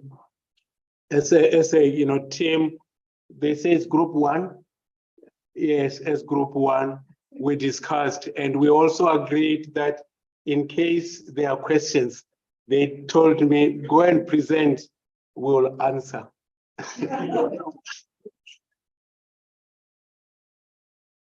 Thank you. One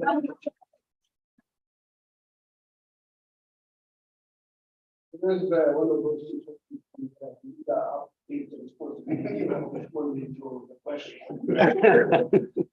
No, I think in the interest of time, I think we this was a very splendid presentation. Not that the previous one was not, but like you said, you were just building on those and also giving a very short. The shorter presentation means you prevent more questions from coming. Professor,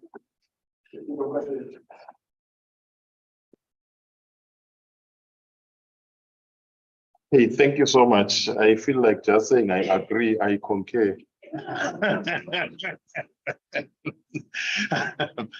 But let me pick some of the issues.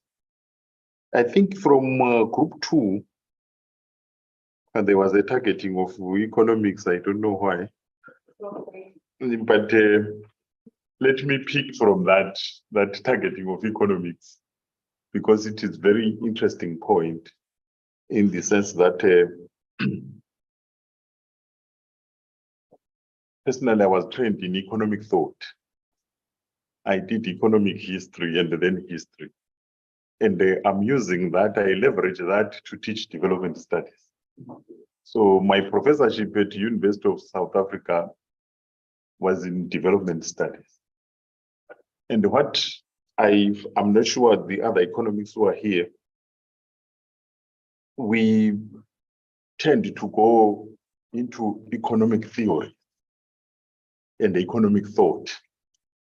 And then we go there in order to reveal the coloniality of knowledge and the problems. I will give maybe 2 examples, if not 3. Obviously, we have economic thought, then we have schools of economics. In Africa, do we have a school of economics? No. But when it comes to economic thought, I always start from the physiocrats. The physiocrats were economic thinkers based in France. The physiocrats' idea was that wealth comes from agriculture.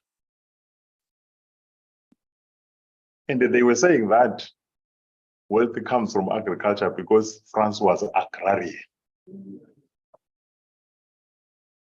And their thought immediately clashed with others, particularly the British.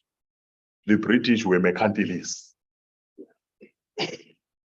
And the British, they'd already undergone the Industrial Revolution. So they were mercantilists. So they say wealth comes from trade. And the British mercantilists tried to dupe the American thinkers by saying, your comparative advantage is your raw materials. Don't worry about industrialization, manufacturing. Just sell your raw materials. And we will then ship back finished products from Britain. Did the Americans accept that? No, they did not accept that. They actually gave this example that, what you British are doing is like somebody who used a ladder to climb on top of this building. Then once he was on top, he kicked the ladder, that nobody else comes there. Yeah. And this is the way we need to think about how to rethink the economics and the development. So I always go there and then go to schools of economics, the Chicago School, the London School of Economics, the Austrian School. And my argument is always, do you think they do thinking for you? Do you think their governments put money in those schools for South Africa? Or for Tanzania or for something like that? And that that normally helps me to rethink the whole issue of development and economics. I'm not sure whether it helps in this instance, but that's one issue which I wanted to put forward. The other issue which I picked, no longer in the last session, somebody talked about COVID, the post-COVID situation, and all that. I think one thing for certain which we need to pick from there, again linked to economics. I always tell people in Germany that whether you are white, you are a woman, you are a man, because of COVID, let's accept that we are all survivors. We nearly died. We nearly died. And that survivor consciousness must actually make us see the world different. And what is it that we can see different from an economics point of view? We've realized that economics, or which pursues profits only, you can die with the profits. It has been proven that with your money in your pockets, you can still die. So what does that teach us?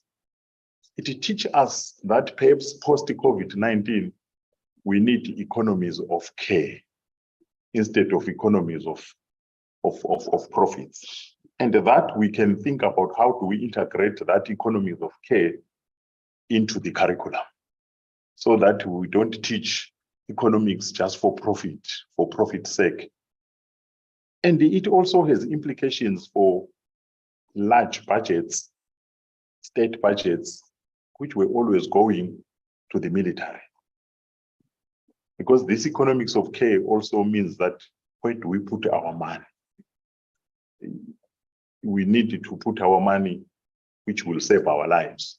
And it has shown that the health of humanity must be priority number one, not the military expenditure. Because even if you have weapons of mass destruction, you can be killed by a virus which you can't even see with your naked eye. That to me is the thinking which I was always saying at the beginning, what time is it? It's a time really to rethink so many things and even to unthink other things. So this exercise, we're doing it really to push ourselves to rethink thinking and to unthink other things for our own survival. What is the other point which I wanted to raise? Oh yes, when Professor Tombela was speaking about space, I think we can think about space, but we must also think about how to open up to each other. That if you say you don't know, it must not be a badge of dishonor or a badge of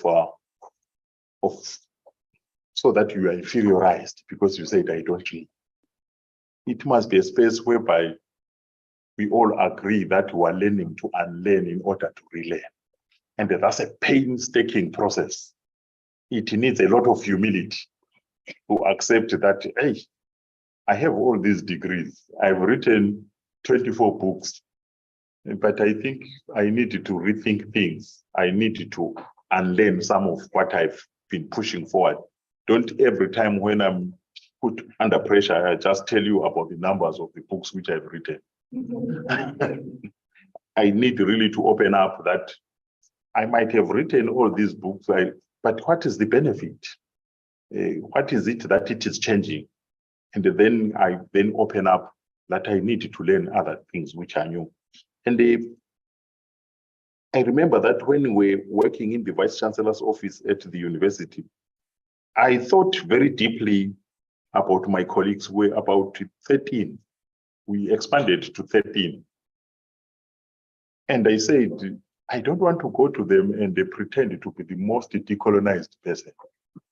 I don't want to do that because it won't be true. But at the same time, I don't want us to go to the broader university constituency to embarrass ourselves. as a unit. So I will need really to open up my heart to my colleagues within the unit. Just like you will open up to your colleagues within a faculty or a college. And I said, colleagues, we needed to maybe adopt the Soviet style. Soviet style was democratic centralism. Democratic centralism means inside we can tell each other the truth. No, Prof. Ziepe, there's nothing like this. There's nothing like this. So that we strengthen each other before we go to the public to communicate. And I think it's very necessary to do that. So what we did, we then introduced what we called a knowledge lab within the unit, whereby we teach each other thoroughly on the issues of decolonization, transformation, indigenization, and all the grammars which are there in the world. So I always led the discussions in order to say, when Morgan goes out, when Apome goes out, when Moyo goes out, when Tombela goes out, we know that the information is given is what we want to go out. And I think that is very important, but it depends on trust. We need to trust one another so that we open up to, when people have these certificates, doctorates, and these titles, they find it very hard to be taught by anybody. They find it very, very difficult. But I think this is a moment really to say, we won't take the certificates. We won't take the titles. The titles will remain. But let's open up to this issue of relearning. When I went to Nigeria to give a keynote address, I was told that Nigerian scholarship is very abrasive, very, very aggressive scholarship. So I went there. It's still in my back of my mind that I hate that these people are like this. So I gave the keynote address. In the first instance, before I gave the keynote address, I greeted the person who has invited me. He expected me to have a white beard and a bald head. When he saw me, he was a bit disappointed. So is this Professor Lobo? Yes. He nearly said, I'm disappointed. So I then delivered the lecture. Immediately I delivered the lecture. The hands which were up, almost the whole room. So I then said, no, I hate about these people. And let me go back to the podium. Guys, I'm not here to compete who is clever and who is not clever. Yeah. What we're talking about here is about our lives. Half of the heads went down. So I want questions which are really questions, not to show who is clever than who. I'm not here for that. That way it helped a lot, that the questions which were then posed were questions seeking clarity. Yes. Yeah. Not to say, no, but I know this, you don't know that, I know this, you don't know that. So that's another thing which we need to guard when we do this. But all the other things, I think I really need not to say much, but to say I concur. But since the VC is here and the Prof. Ziepe is here and all of you are here, I don't know much about the node for African thought. Initially, I thought you are building a center. But yesterday, I had a different view. Yeah. I had a different view because since you were working with the Kwesipra, I know he was not going to agree with the center. He always said, you don't want to create a township within a city. That there are people doing African thought, that corner there, then the bulk of the university, you don't know what it is doing. So I'm thinking here, from what I'm learning, is that The African node, you don't need a center, the university is the center. The university is the center. But what, I'm no longer sure, it was group 2 or group 1, which was talking about a cluster of research. And I was thinking that the clustering must go like this. Whether you are in economics, you are in law, you are in entrepreneurship, you are in all these other spaces, the difficult question which needs to preoccupy us, how do we do what we are doing from an African thought perspective? That is to me the task. How do we do whatever we're doing from an African thought perspective? And this has implications for even the compulsory modules. I support, and I'm also hesitant to support it, because my thinking is that we need to infuse African thought in everything we do. I was part of a team which reviewed the humanities program at University of Pretoria.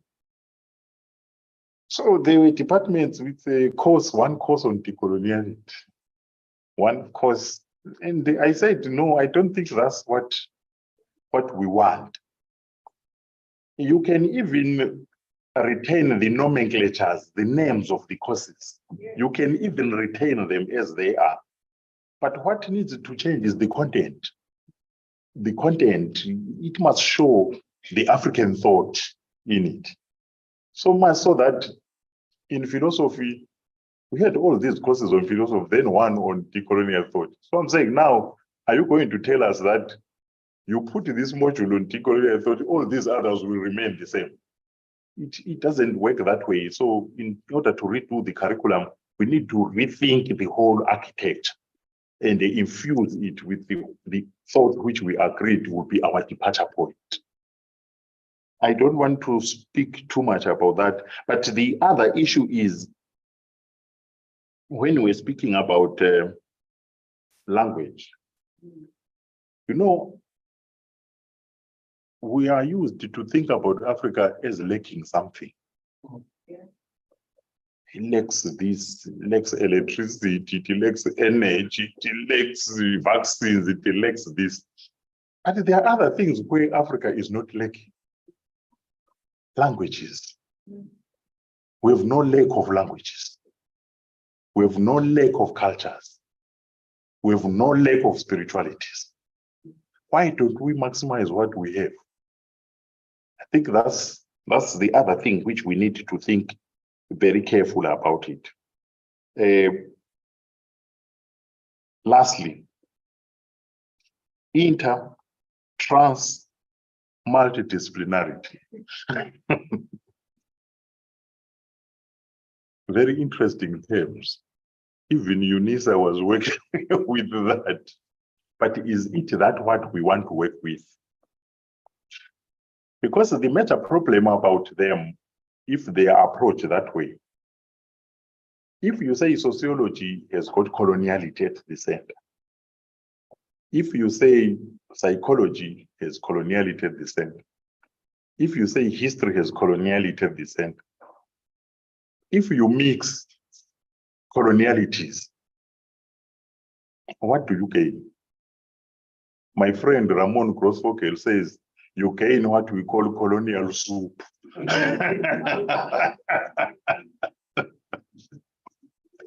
So maybe we need to rethink, is it transdisciplinary, interdisciplinary, or we want ecologies of knowledges? Thank you so much.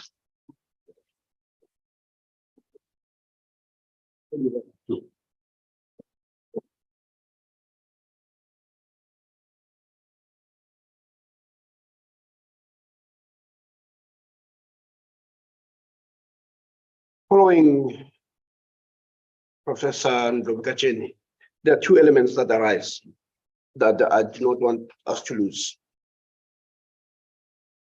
The first is when we talk about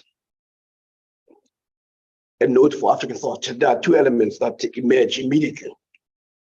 One is this engagement, creating a space for deliberation where Africans can come and have this form of engagement. The second aspect is about, which is also linked to that, is about infusing what we do from, or teaching what we do from the African perspective. So those are two elements. One is creating a space for deliberation where African scholars can come and say, here we have a sense of home where we can arm ourselves and engage robustly and also deal with the issue of coloniality. And the second one is infusing an African perspective in our teaching. And those are mutually reinforcing. And so I just wanted to capture that. The submission that has also come across, some of the issues that have come across from the submissions is, again, going back to his earlier presentation, is the self-definition. But that self-definition is not about declaring that you are an African. You know, as Wallace Owinga was saying, that a tiger does not go around declaring its tigerhood, but it is more about our approach to issues, and that our scholarship, going back to Walter Rodney, is that it must be rooted and anchored in the struggles of our people for their betterment. And when we do that, it goes back to the issue of this university about relevance and location. You know, one of the interesting things about the issue of relevance is, I mean, you can Google him. The guy's name is William Julius, what's the guy at Harvard? Julius Wilson, William Julius Wilson, who is probably the highest paid academic in the world. And he specializes on poverty. But what he did was to give a theory. And the book, the article that he wrote that has won him a lot of awards is that beyond race, in terms of addressing the issue of poverty. But it goes back to the issue of theorizing from a perspective that you know best, that nobody can. It's you play to your strength. You use your vantage point. When you go to battle, or I mean, those who are into chess, if you read Garry Kasparov, his book is called Life Imitate Chess. He says the only time he played a draw or lost is when he tried to play other people's game. And he says, if you do that, they'll beat you because they know their game. So you must know your own game. So that is an issue of a comparative advantage that we have. The second issue that I want us not to lose is what Professor Ndrugajin was saying. It's the scholarship of revelation. We are better equipped to talk about that, because when other people talk about scholarship of concealment, and I think this scholarship of revelation is a scholarship that is liberating, because what you were bombarded with is simply a mirage. What you are bombarded with on a daily basis is concealment. That's why even when people talk, when you enter into a discussion about who's rated, about rankings, what it does, that is a language of concealment, because the truth is not being said. So we need to, every platform, expose that which is actually hidden. There was an issue that was raised about the Fourth Industrial Revolution. I think, Sabelo, you'll pick up that because I know in one of the articles you talked about technology and knowledge and all that. We need to grapple with that. But we must actually demystify and demythologize the notion of technology, because what is always presented is that we'll be left behind. But the technology by its very self, its very existence, calls for massification And also that's how these people make also profit. But we must see it as an enabler. Right? We should not be afraid of the fourth industrial revolution because it's going to happen. I mean, it's almost like, I don't want to, the people talk about cell phones. So I don't want to have a cell phone, you know. But the truth is, it's going to come and you'll find it very useful.